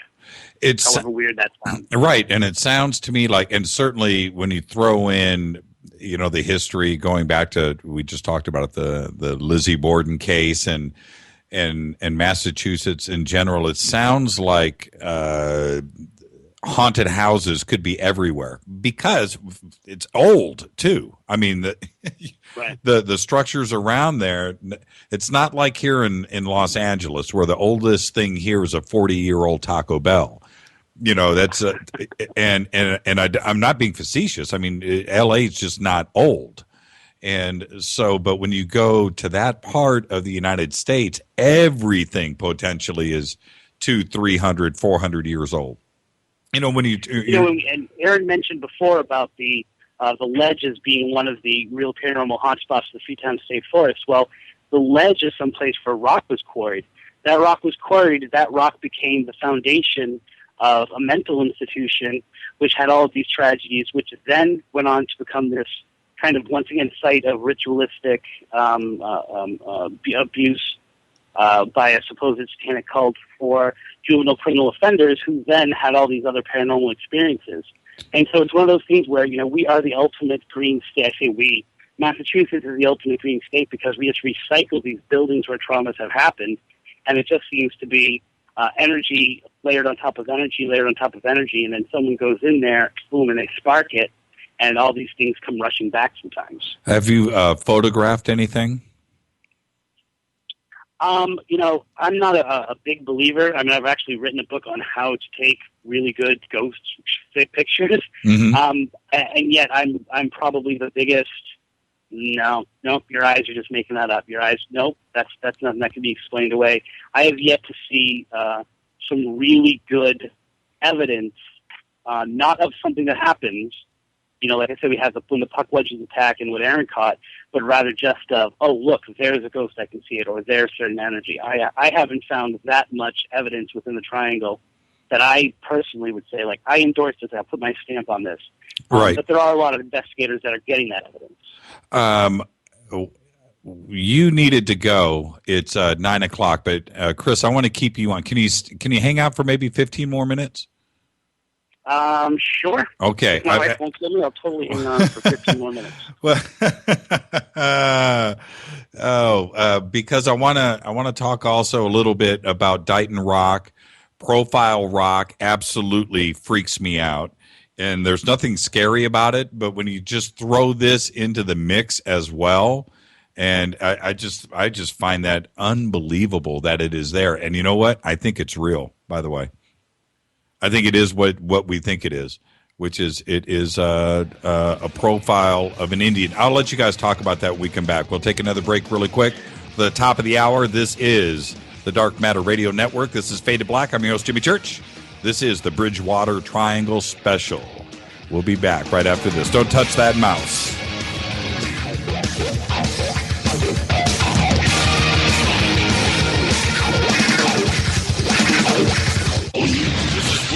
La Crescenta, and I listen to JimmyChurchRadio.com. Jimmy Church. My name is Alan, and I listen to JimmyChurchRadio.com.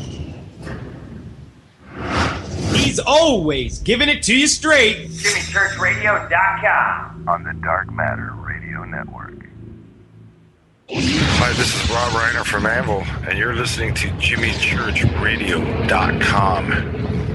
What's up? I'm Chris. What up? This is Kyle Massey, and you're listening to Jimmy Church Radio, the Revolution.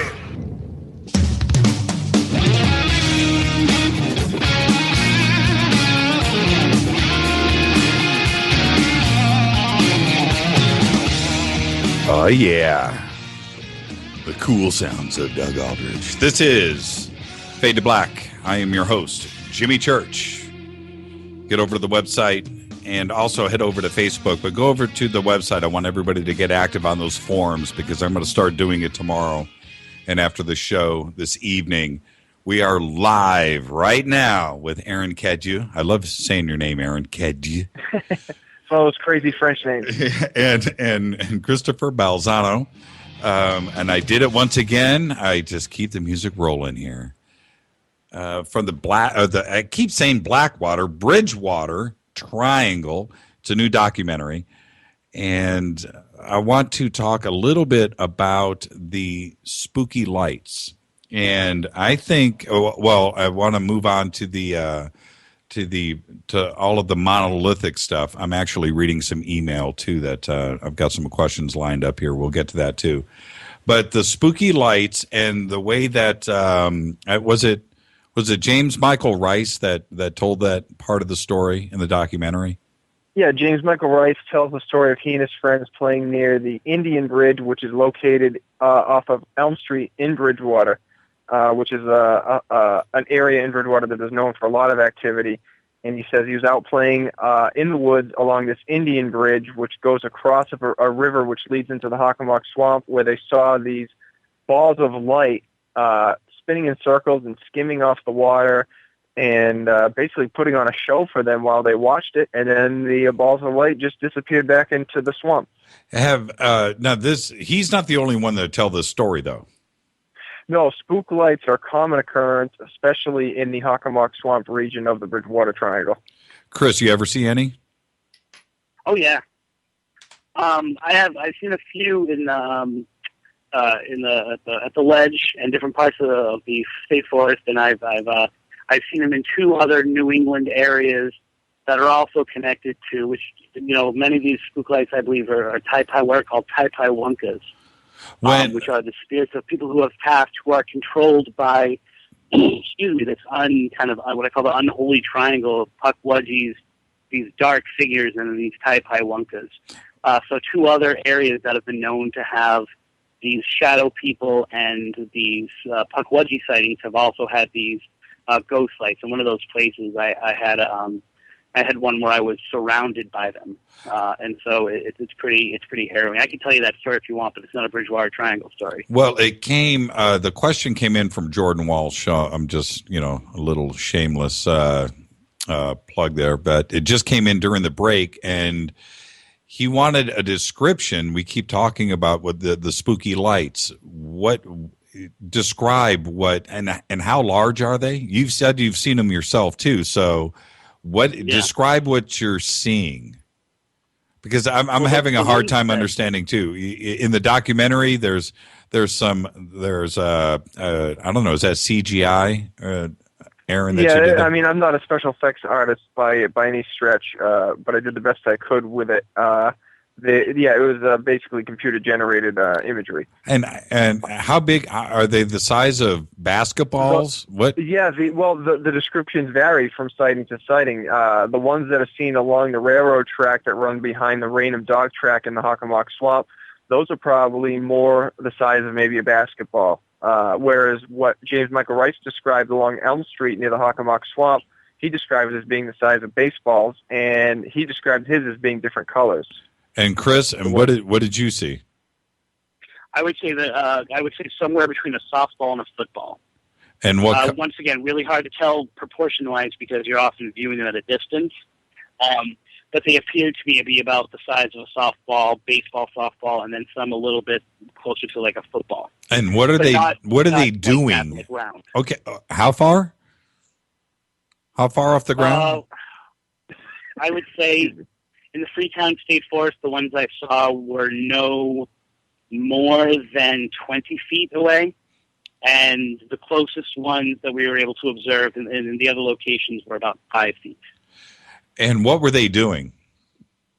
Well, the important thing to realize is that these aren't orbs that you would catch on a camera. These are, you actually are physically seeing them. In all the instances that I personally experienced them, and many of the interviews of people who have experienced them, what you do is you see them somewhat a distance away, and they flare up. The best thing I could say, which is its direct ancestor, is the will-o'-the-wisp. I always forget, is it the wisp of the will or the will of the wisp? My daughter was watching Brave, and I'm like, boom, Taiwanka's right there. And they very much have that same thing. They appear a short distance away and kind of draw you in. You want to go see it. And so you go, and all of a sudden you're at the location, and you see it maybe 10 feet away from where you are, further off into the woods. And they flare up. They sometimes float, and they sometimes float away as if, like, follow me. And then, as I said, in one of the locations, we then became surrounded by them, and they were flashing and kind of closing in on us. Were they intimidating? Yes.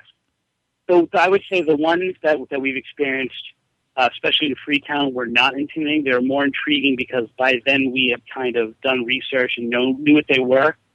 And it was more of like, okay, we're in a moment here.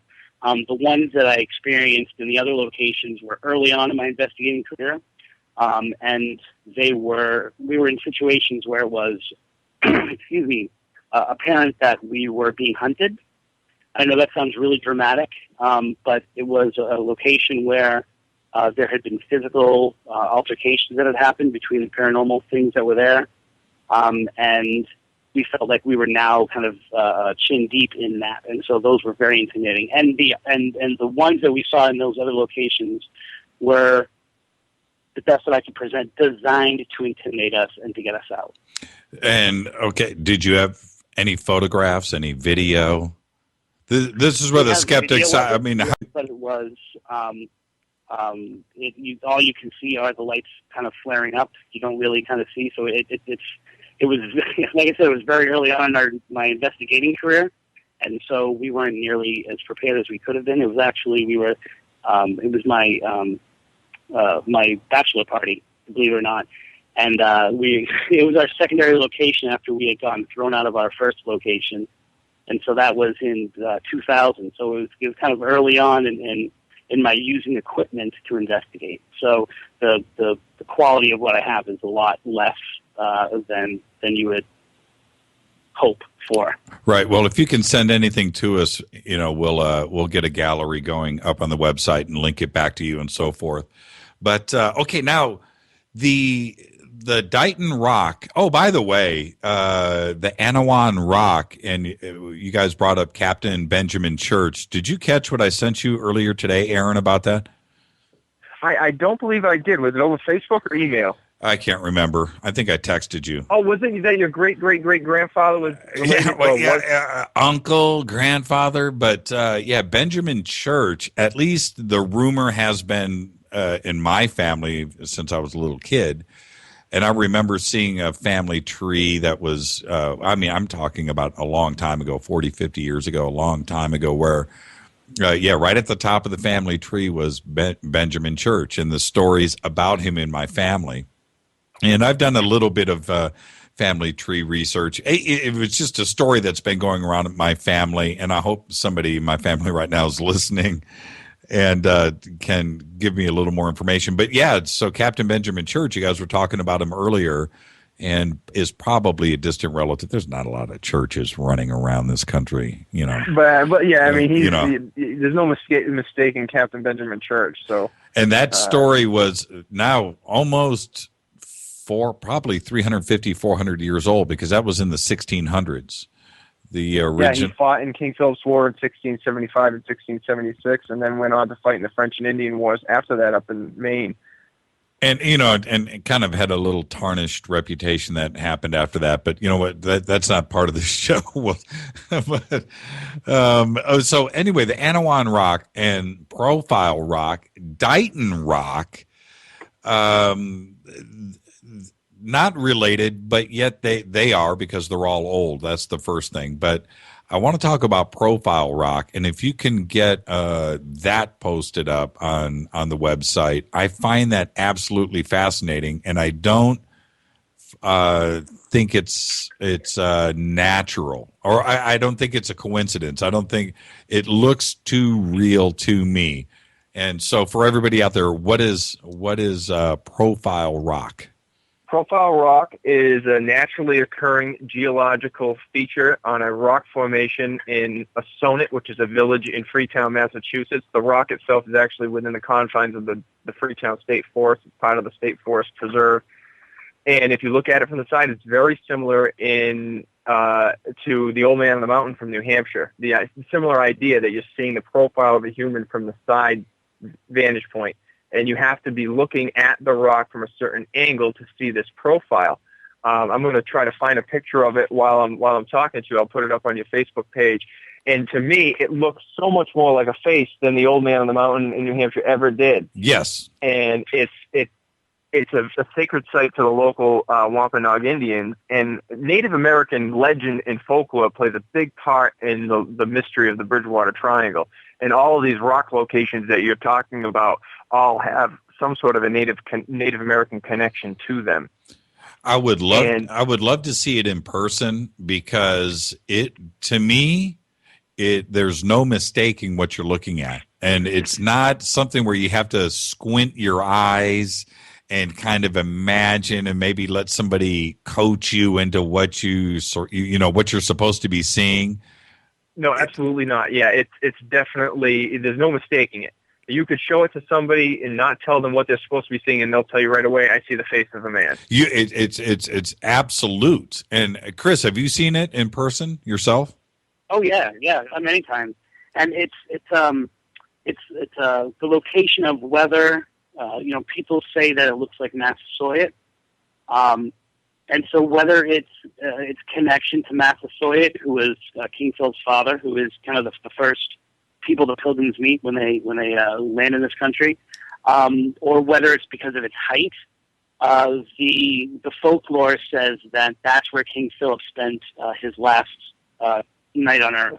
Well, and that he had been betrayed. He knew had been betrayed by one of his lieutenants, and that he went up there in a very much like, take this cup away from me, I don't want to die, trying to make peace with it, trying to connect with the spirit of his father and the spirit of his people, and that somehow there was a psychic impression, of him due to that. And so people have had multiple reports of seeing someone on top of Profile Rock who then kind of disappears, or who then vanishes.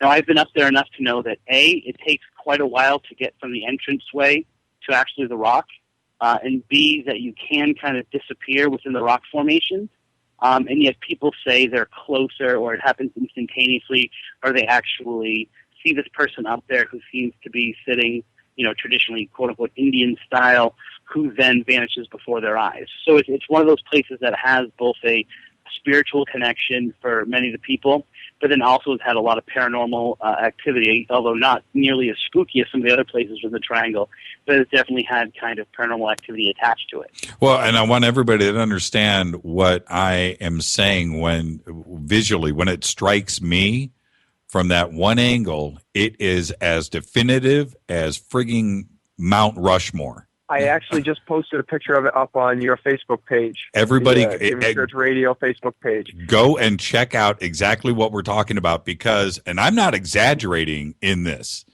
it is as real as the chair that I'm sitting in right now. That's the kind of thing where it's hard to believe that something like that happened by accident, and that there wasn't some sort of a higher power involved. Well, I mean, it is such a perfect profile. Exactly. And Aaron, you said it's I want to catch you a little bit here. I'm not, not pinning you up against the wall. We're just talking, sure. But you said it's a naturally occurring rock formation, right? I get that. I understand where a geologist is going to have to take that kind of position. But then when you see it, it's like, come on.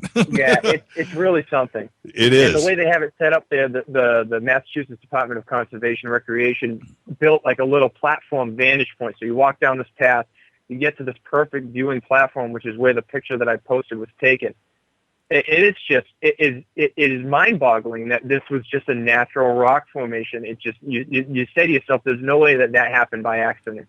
Before we let Chris go, tell us about Dighton Rock real quick, and then we'll take a break. What is Dighton Rock? Either one. You want me to take Dighton Rock is a 40-ton trapezoid-shaped boulder that was found in the Taunton River in Taunton, Massachusetts, within the confines of the Bridgewater Triangle. And the face of the rock is covered with a series of inscriptions that archaeologists have yet to pinpoint on an exact group of people. There's a bunch of different theories as to where these carvings came from, ranging from Norse or Viking to Phoenician to Portuguese explorers to Native American origins. And for every one of the main theories, there's a bunch of sub-theories that are as outlandish as extraterrestrials. And it's just another one of those geological mysteries within the Bridgewater Triangle. How come? What's the reason for not being able to determine who did the carving and the writing on that rock? I don't understand that part. I mean, I'm not saying it wasn't clear in the documentary. I'm just saying there's got to be somebody out there that can read that and decipher it. Well, it's just so garbled, number one, and it was sitting in the Taunton River for so long that it did some of it has eroded away, and they've since pulled the rock out of the water and put it in a museum right on the shore of the Taunton River. It's actually in Berkeley, not in Dighton. It's called Dighton Rock, but it's in Berkeley. And so different people who ascribe to these different theories will go in, trace the lines, extract their trace lines, put it on a plaque, and say, "See this is the coat of arms of Portuguese explorers. This is the portion of the date 1511, so it's of Portuguese origins." Mm-hmm. Well, where somebody else will come in and say, "Well, no, this face that you see over here in the corner of the rock is of a Phoenician origin or Native American origin." And so, a lot of times, whoever is presenting the theory of Dighton Rock, chances are that their ancestry is tied to whatever theory they ascribe to. So, the Portuguese people in the area, and there's a lot of them in southeastern Massachusetts, will say it's the Portuguese explorers, where an outside scientist will come in and say something different. Well, with that, Chris, I've got to say thank you for spending so much time with us tonight. I really appreciate it. Absolutely intriguing. And would you come on the show and talk about some other stuff that you're doing in the future?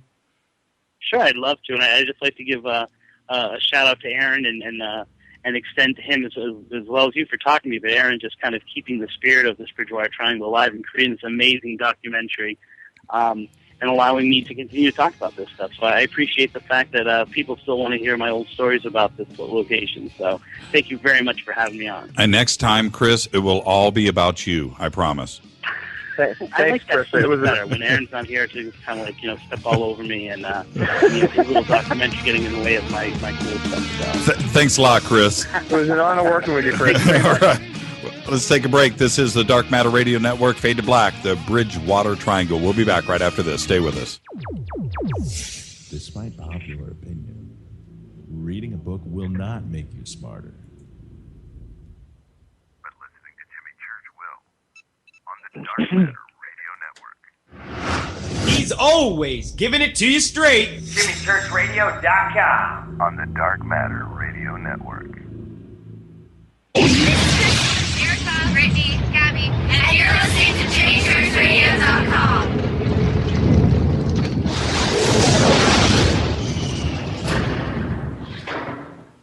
This is KJCR at JimmyChurchRadio.com.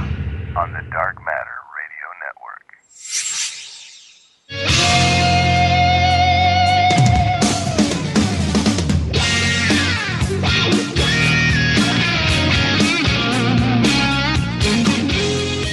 All right, everybody, welcome back. KJCR, JimmyChurchRadio.com. Fade to Black on the Dark Matter Radio Network.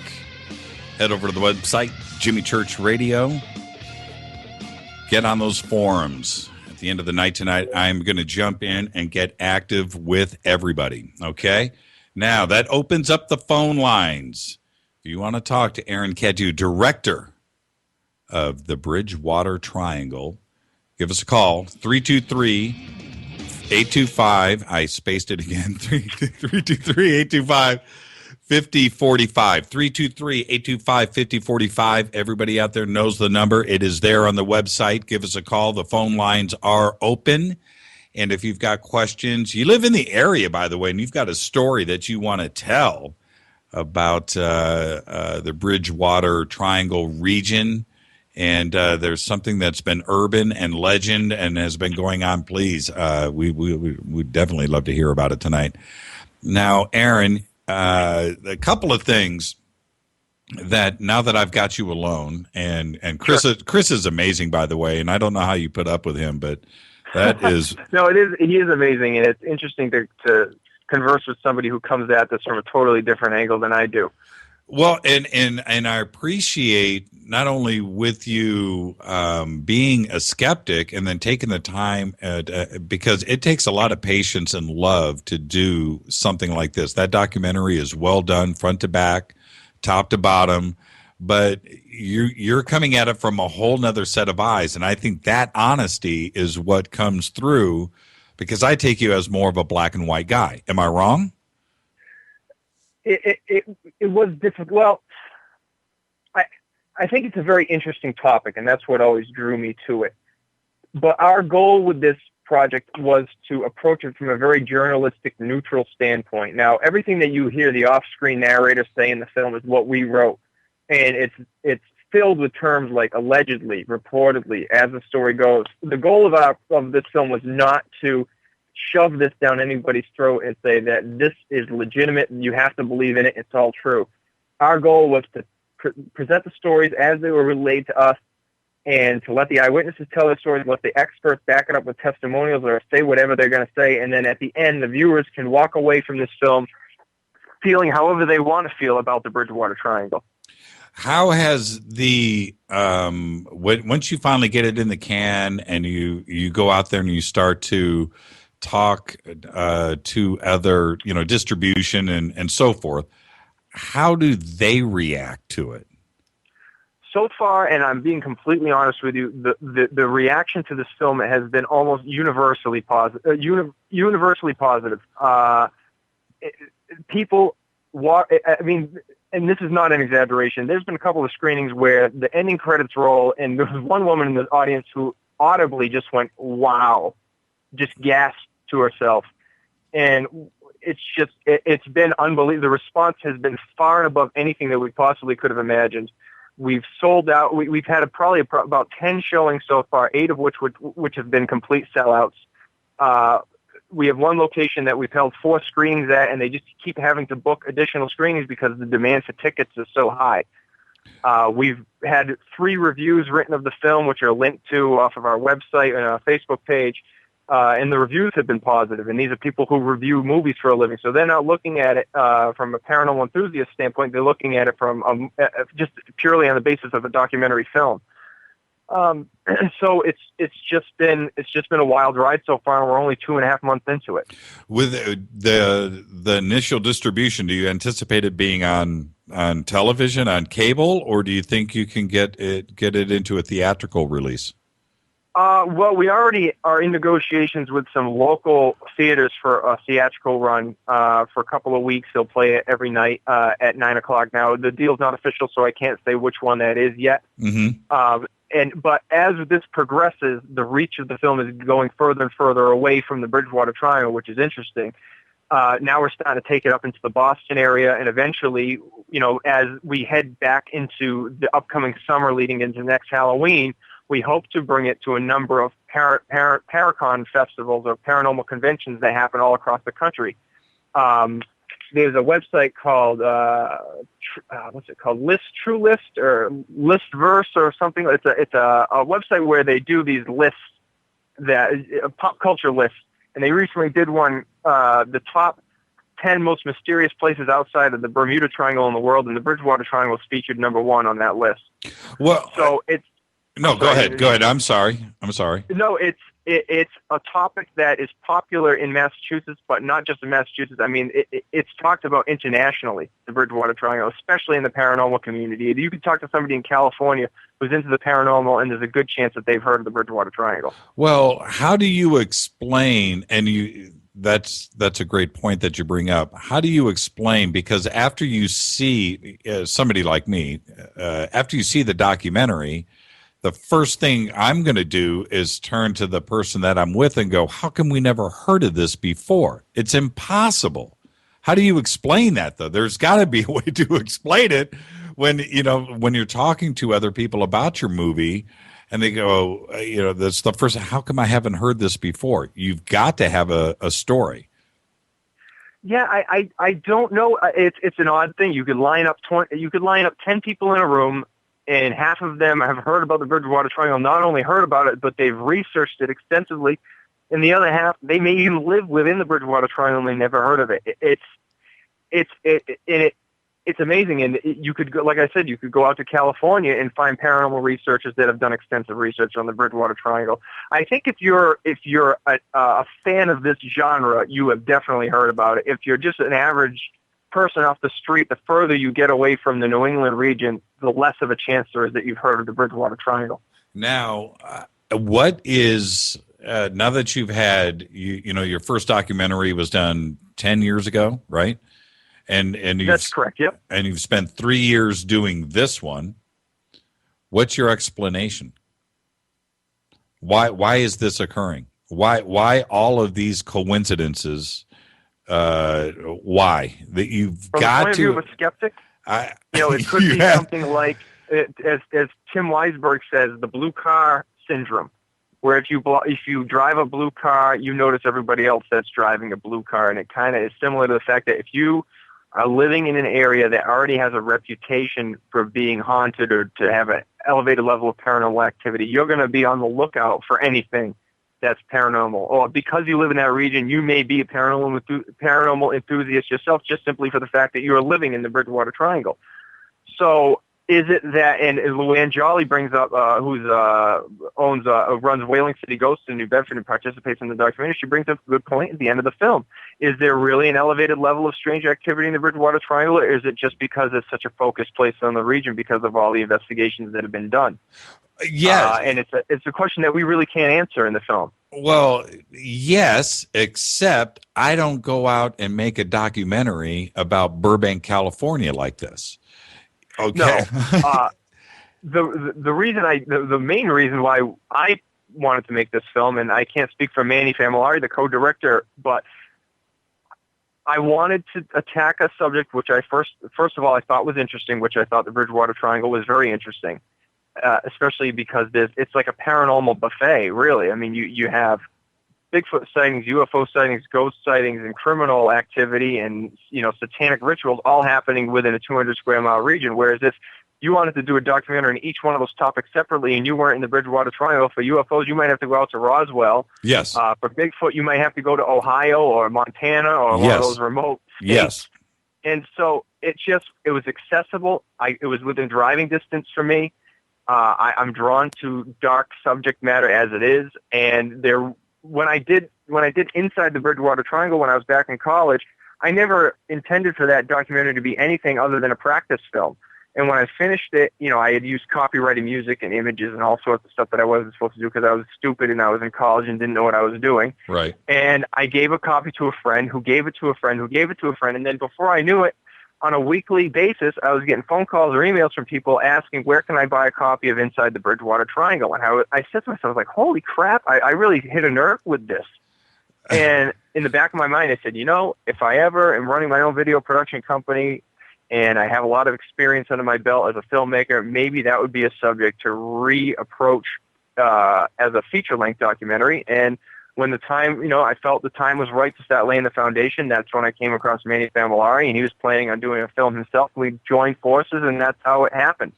I think it's just because it was such an interesting yet accessible topic. And I don't really know if I really even answered your question or not. Well, but when you have the position of a skeptic, this is the thing. And which is fine, but when you have the position of a skeptic and then you go and compile all of this factual information because that's the way you want to present it in this documentary, and it's done that way, then you become an expert at something that you're a skeptic on.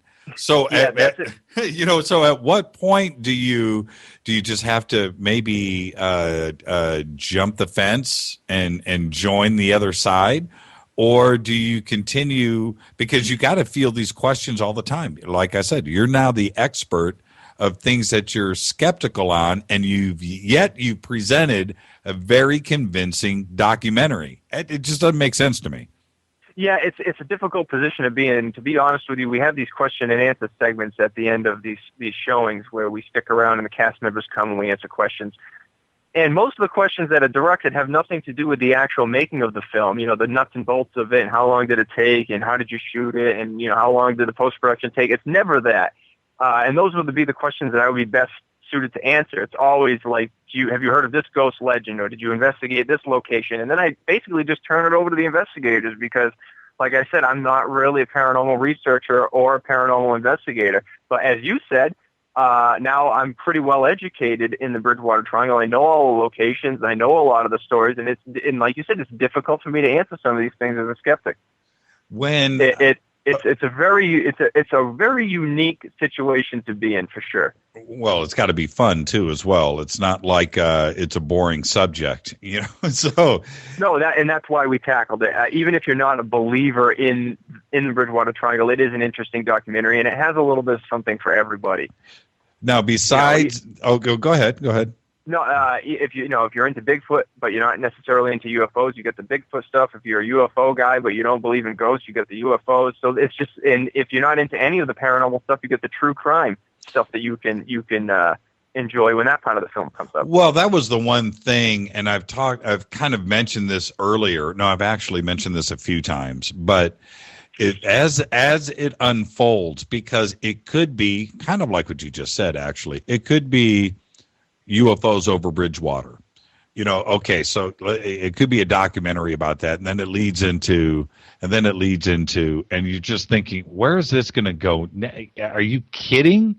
All of this went on in one area. It just doesn't make sense, but yet it's compiled the right way, and it's put together the right way. Probably because you're a skeptic, and I mean that. Now, I want to ask you a couple of technical things. Sure. How did you have a crew? Or is it just you with the camera? Is it you and Manny running around? And when I say this, I'm not exaggerating. It was 99% done by a 3-man crew. It was myself, Manny Familari, and his friend Johnny D'Souza working as a production assistant, and we were primarily the ones shooting the interviews. And Manny has more photography experience than videography experience. So, and I'm running my own video production company to pay the bills. That's my full-time occupation. So we were lucky enough to have access to all the equipment that we needed. We didn't need to rent anything. I provided the camera, the editing equipment, and all that.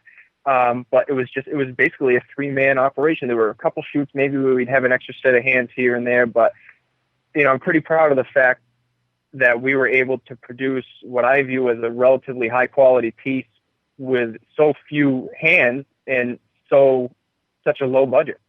When you were out, obviously there's the headlight scene with Chris, which is, by the way, it just absolutely, that just leaves you scratching your head. And I'm glad that, there was no way that couldn't be in the film. But no, it had to be. And the only way I thought to let it play out was just to let it play organically as it happened. And that's why so many people were caught off guard and thought it was a bad edit. Yes, exactly. Well, when you're out there in the woods with this little crew, which is why I asked the question, did anything else strange happen that wasn't on camera that Mr. Skeptic had to step back and go, that was strange?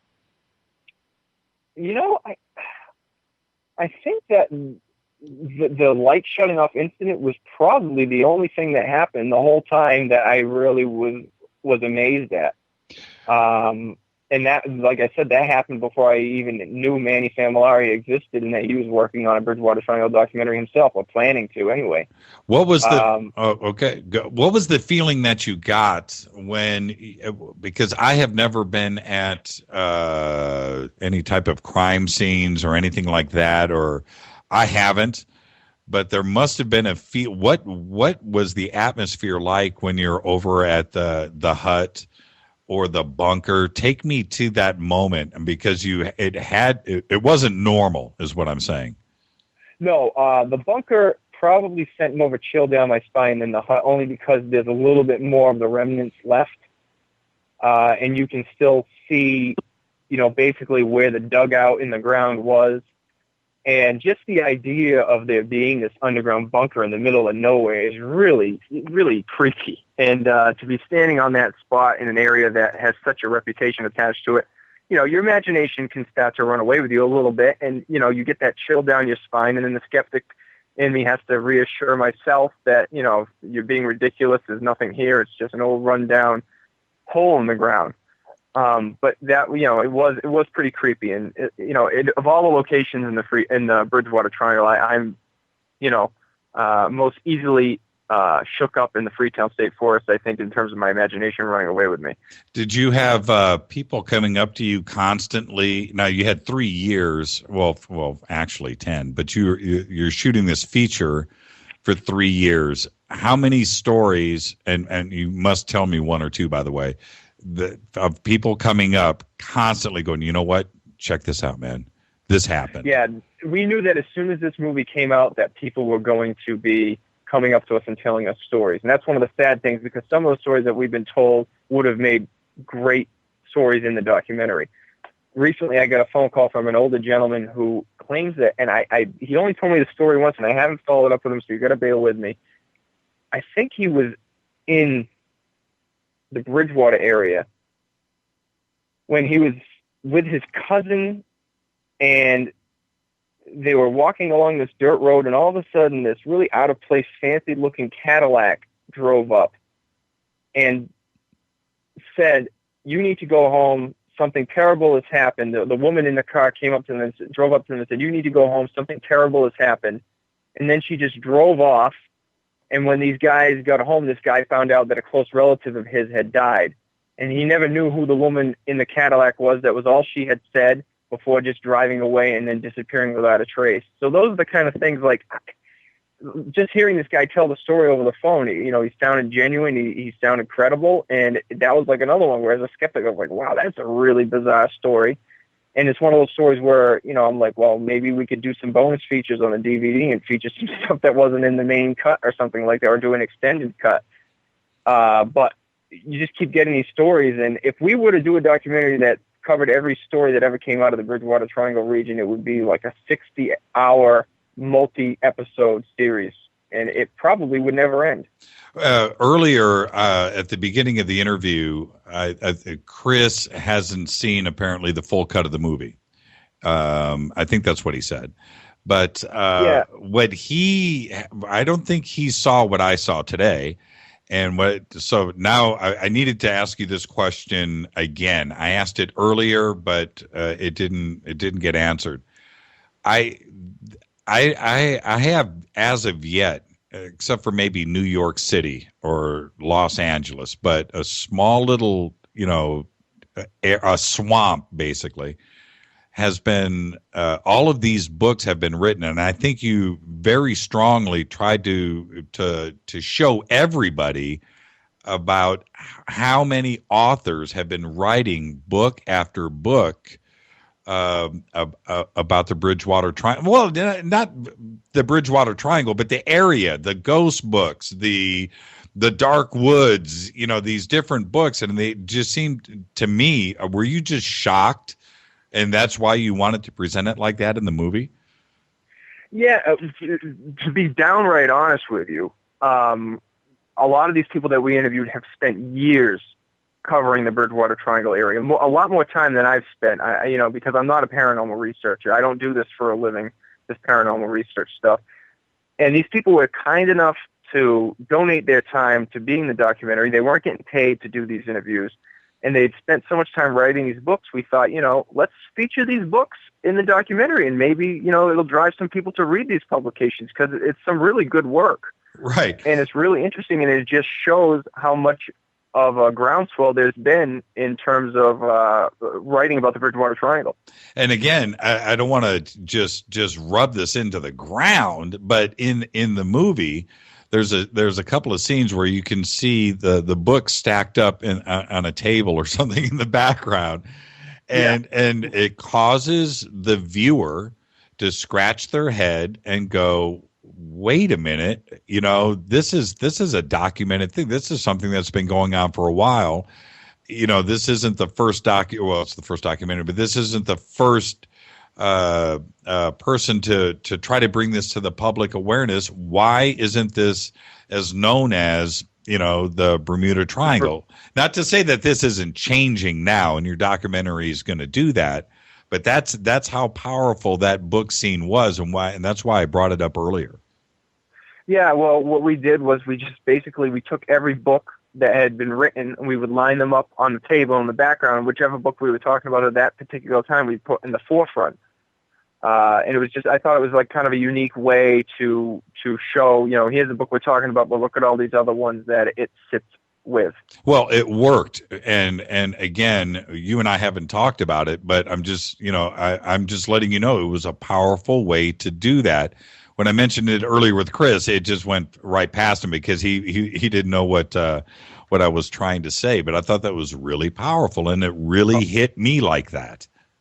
Well, thank you. It was it's the documentary, I think, is unique for anything that's ever been done in its genre before, and not to badmouth what you see on TV, but when I watched a lot of stuff that I hadn't usually watched before. I watched a lot of those ghost hunting shows on the various cable outlets, and basically used it as a guide for what not to do, because not that what they're doing is necessarily bad, but a lot of it is very sensationalized.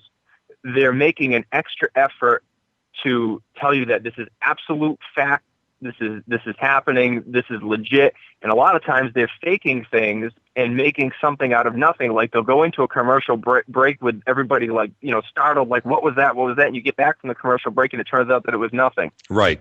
And we weren't trying to do that. We were trying to present a subject matter which for a skeptic is hard enough to believe as it is, in a way that is more journalistic and more neutral than something you would see on one of those ghost hunting programs. I don't know if that makes any sense. Well, exactly, and I'm not taking away anything from, because there are some fine researchers out there, and they're trying to research and document something that, well, quite frankly, hasn't been documented correctly ever in the history of anything, and so until ghosts are dancing around New York City like Ghostbusters, then it's just all something that we can all be skeptical about. But yeah, it's impossible to prove. It's really impossible to prove. But one of the things that we have today is, just like you were just almost saying, it's on 24 hours a day on 3, 4, 5, 6, 7, 8 channels on cable. And you can, you can pretty much at any given time watch a paranormal researcher show, some reality thing. And it almost has come to the point where anybody with a video camera filming in night vision with a digital recorder in his pocket is suddenly a researcher, and he's trying to shop his reality show. And that's not to take away from the good research that is out there. But yeah, and I don't want people to think that is what this documentary is, because it's the exact opposite of that. And I think you said it right, though. You learned what not to do, because that's not what is in this movie.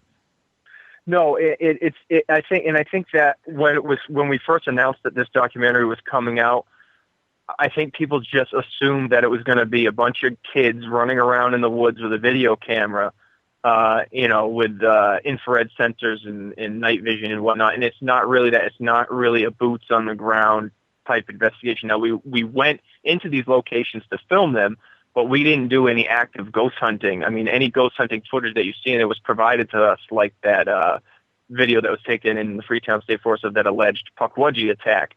That was given to us. That wasn't something that we documented. It's more of a historical look at the region more than anything else, with a little bit of stuff sprinkled in, like that incident with the lights out in the Freetown State Forest with Chris Balzano's interview. Well, and I would assume that because of what is going on with this type of reality TV right now, it does open up the door for you, though, for people to be open-minded about the documentary. And not only to, hopefully for a distribution thing, because that's the goal, but at least you're not labeled as something really crazy, because right now everybody is watching this. Am I making sense? Do you understand? I think it's one of our goals was we just didn't want to insult the intelligence of the viewer. That sums it up. Was we were trying to do something on a topic which is hard enough, like I said, hard enough to believe in and of itself, and we wanted to present it in a way that did not insult the intelligence of the viewer. Now, I have to ask one question. We'll take a quick break here in a second. Sure. Was there something that you couldn't put in the documentary? Was there anything that we couldn't put in? Yeah, too controversial, too crazy, too out there? We were provided some pretty gruesome crime scene photos that we opted not to use. More gruesome than what was in the movie. Yeah. Okay. If you remember, in the Freetown State Forest portion, we talk about the kidnapping and murder of Mary Lou Arruda at the hands of James Cater. Yep. And we actually were provided the crime scene photos of her body tied to the tree. And we're talking about the body of a 15-year-old girl, and we just thought it was not appropriate for what we were doing.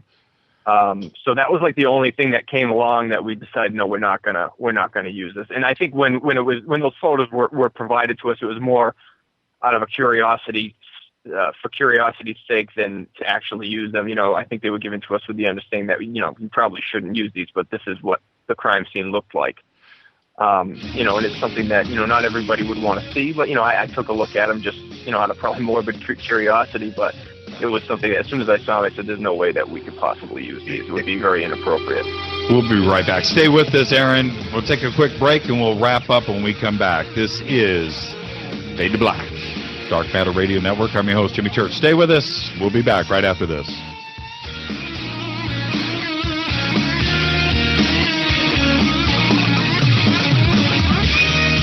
This is KJCR at JimmyChurchRadio.com. On the Dark Matter Radio Network. Hey, this is Alan Yohannes from the Vultures, the Queens of the Stone Age. You're listening to JimmyChurchRadio.com. Oh, God.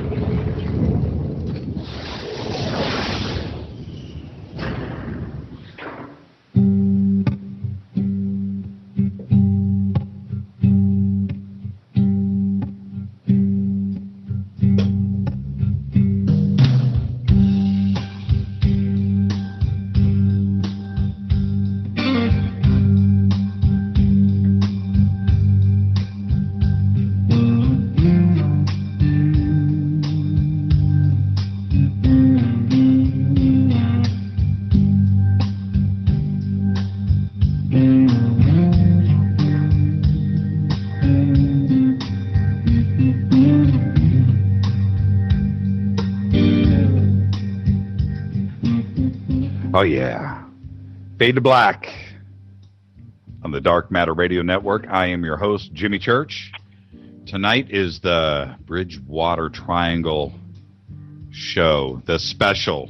Get over to JimmyChurchRadio.com. Occupy those forums. Post some stuff. I will immediately after the show jump on and see what's going on and answer everything. And Aaron, one of the things that I do with everybody on the last segment of the show, I start asking a few questions, and these are for the Art Bell fans out there. Sure. Okay, so let's just go. Nothing to do with your documentary. Sure. This is you as a guest. Are we alone in the universe? Absolutely not. There's no way. It's not possible. Do you think that we have been visited once, twice, 1,000 times? What do you think? I would say probably on the lower number, probably maybe once or twice, if I had to venture a guess. That is okay. When?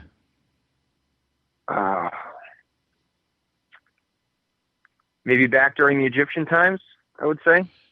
I think some of the connections made between Egyptian hieroglyphics and UFO and extraterrestrials is kind of interesting. And I'm not an expert on any of this by any stretch of the imagination. You don't have to be. All right. Because with the ghost hunting stuff that we're talking about, also, parallel to that going on right now, you can go anywhere on any number of different channels, and there's going to be a UFO special. There's going to be an alien thing. There's going to be some type of, and you can almost make up a name, and there is a TV show about it. And I don't think that's a bad thing. But it is the reason why it is there is because people are watching it. Do you understand what I'm saying? There's a reason why all of that programming is there. There's a massive interest in that kind of a thing. And why do you think that is? And again, you're a documentary filmmaker. It's you own a video production company. This is not what you do, but it is around you all the time. You can't escape it. Are you talking just in terms of UFOs? Well, right now, yes. Well, I would like to the paranormal stuff that's going on too. There's got to be a parallel reason for that. I hate to use that word twice, but it wasn't around 15, 20 years ago, and now it seems to be 24 hours a day. I think the dawn of the internet has everything to do with it. I think it provides a forum where people can exchange encounters that they've had. They can exchange photographic and video evidence of things that they've captured. And I think it makes it easy for TV producers to search and find people that have experienced things, and it makes it easy for people to submit their stories to producers.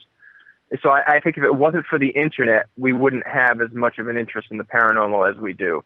Yeah, well, it is a pretty crazy thought to think that you and I are sitting here, 3,000 miles apart, not only conversing in real time, but then you are able to upload on my website in real time exactly what we're talking about for the thousands and thousands of people that are listening to this show at that very moment. And you're absolutely right. And that's a hard thing for most people to wrap their mind around. If you told somebody, 30 years ago that we'd be doing what we're doing right now, they would look at you like you're some sort of a sorcerer or, a witch or whatever you want to call it to be able to pull something like that off. And not only the internet, but think about the other thing that you had said to me earlier, and which is you had a 3-man crew. And your documentary, and I'm not saying this because you're a guest on my show and you're a great guy. That documentary is well done. And I am an aficionado when it comes to film and television. It's what I do. Thousands of DVDs are boxed up here, and I absolutely watch everything as much as I can, and I pick it apart. And in watching yours, it's not that I wanted to pick it apart, but if something was wrong with it, it would stand out. And it is as professional as anything out there. But just like you said, this is a 3-man crew. It looks like it was shot with catering trucks and you know what I mean? No, I have there's people specifically that I could thank for what I was able to achieve with this. But it's the technology now. You can spend a few $1,000s on a nice computer system and another few $1,000s on a nice camera, and off you go. I mean, but there also takes a bit of natural talent too. Just because you go out and spend the money to buy these things doesn't necessarily mean you'll know how to use them. It's like somebody that goes out and spends $300 on a baseball bat doesn't mean they're going to be a good hitter. So I have one mentor, and I'll mention him by name, somebody who I learned from after graduating from college while I was working for a small advertising agency. He was a shooter by the name of John Mahoney, and he works out of the Providence area. And he was the shooter for a lot of the projects that I was editing at this advertising agency, and he just was so willing to take me under his wing and taught me everything that he knew about video production, or a lot of what he knew. And if it wasn't for him, I wouldn't have been able to put together a piece that looks the way that this film looks. I mean, for the budget that we have and the crew that we had, I will say I think it looks pretty good. And I have him to thank for that, just because he taught me so much. We're coming into the end of the show, so I want to get a couple of things in really quick. Sure. Is there a website that you would like everybody to go to? The Bridgewater Triangle documentary.com. Also, bridgewatertriangle.com will take you to the same place. Okay, we'll get both. We'll get both of those links up. Go ahead. And the Facebook page is facebook.com/the Bridgewater Triangle documentary. And we're also on Twitter as well. I don't know the Twitter address off the top of my head. I don't do much with the Twitter. Mandy's more of the Twitter guy. But you can link to that right off of our website or Facebook page. Okay, well, we'll get that up there for you. And so what is next? You've got, it must be a pretty insane year, but what's coming up next for you two? I'm talking about Manny as well. This is probably going to occupy our time for the next year at least. But after this, I'd like to maybe tackle the highway murder case, which took place down here in the New Bedford and Fall River region in the late 80s and early 90s.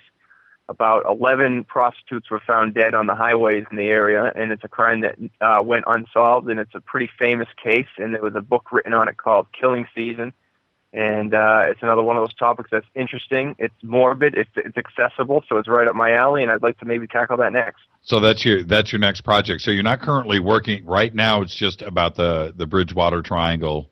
And yeah, so, between running my own business, dealing with my regular clients, having a 1-year-old daughter and a beautiful wife and a family, and trying to keep up with the momentum this film is building. It'll be a while before I tackle the next one, but I'll eventually get to that point where I get the urge to move on to the next thing. Okay. Anybody you want to thank really quick?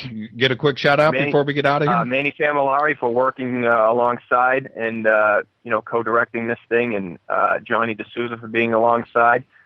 And I won't thank too many people in person because I know I'll forget some, but everybody that participated in this film, you're all listed up on the website, and I can't thank any of you enough for giving us your time and making this project what it's become. Well, it was my pleasure, but I'm not going to let you get out of here without me saying one thing.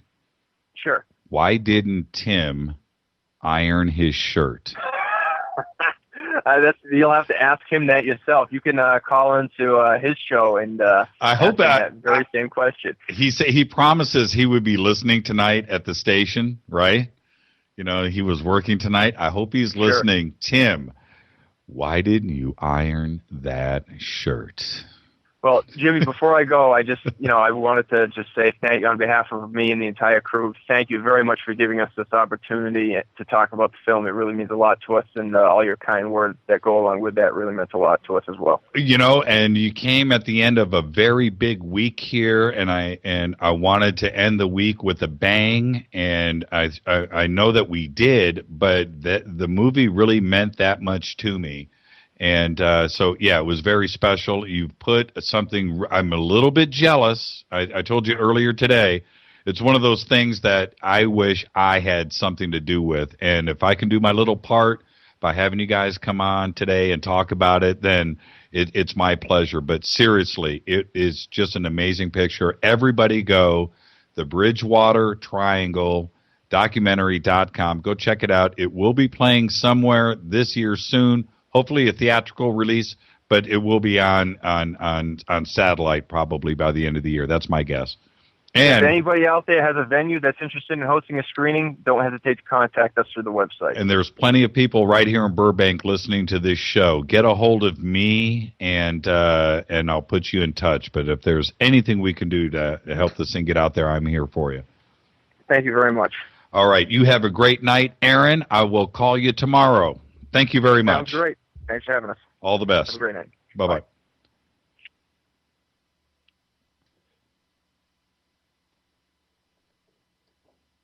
All right. Very thankful for Aaron coming in. Chris earlier. Manny couldn't make it. This is Fade to Black. Stay tuned. Coming up next is After Dark Radio with Brian Alvarez. That is a live show, and it's one of my favorites. Special thanks to Keith Rowland over at the Dark Matter Radio Network. Fade to Black executive producer is Rita Kumirian. The show is produced by Hilton J. Palm. The announcers are Steve Harder and Mark D. Kovar. The D is to separate him from all other Mark Kovars out there in the world. Music is by Doug Aldrich. Fade to Black is produced by KJCR on the Dark Matter Radio Network. I'm your host, Jimmy Church.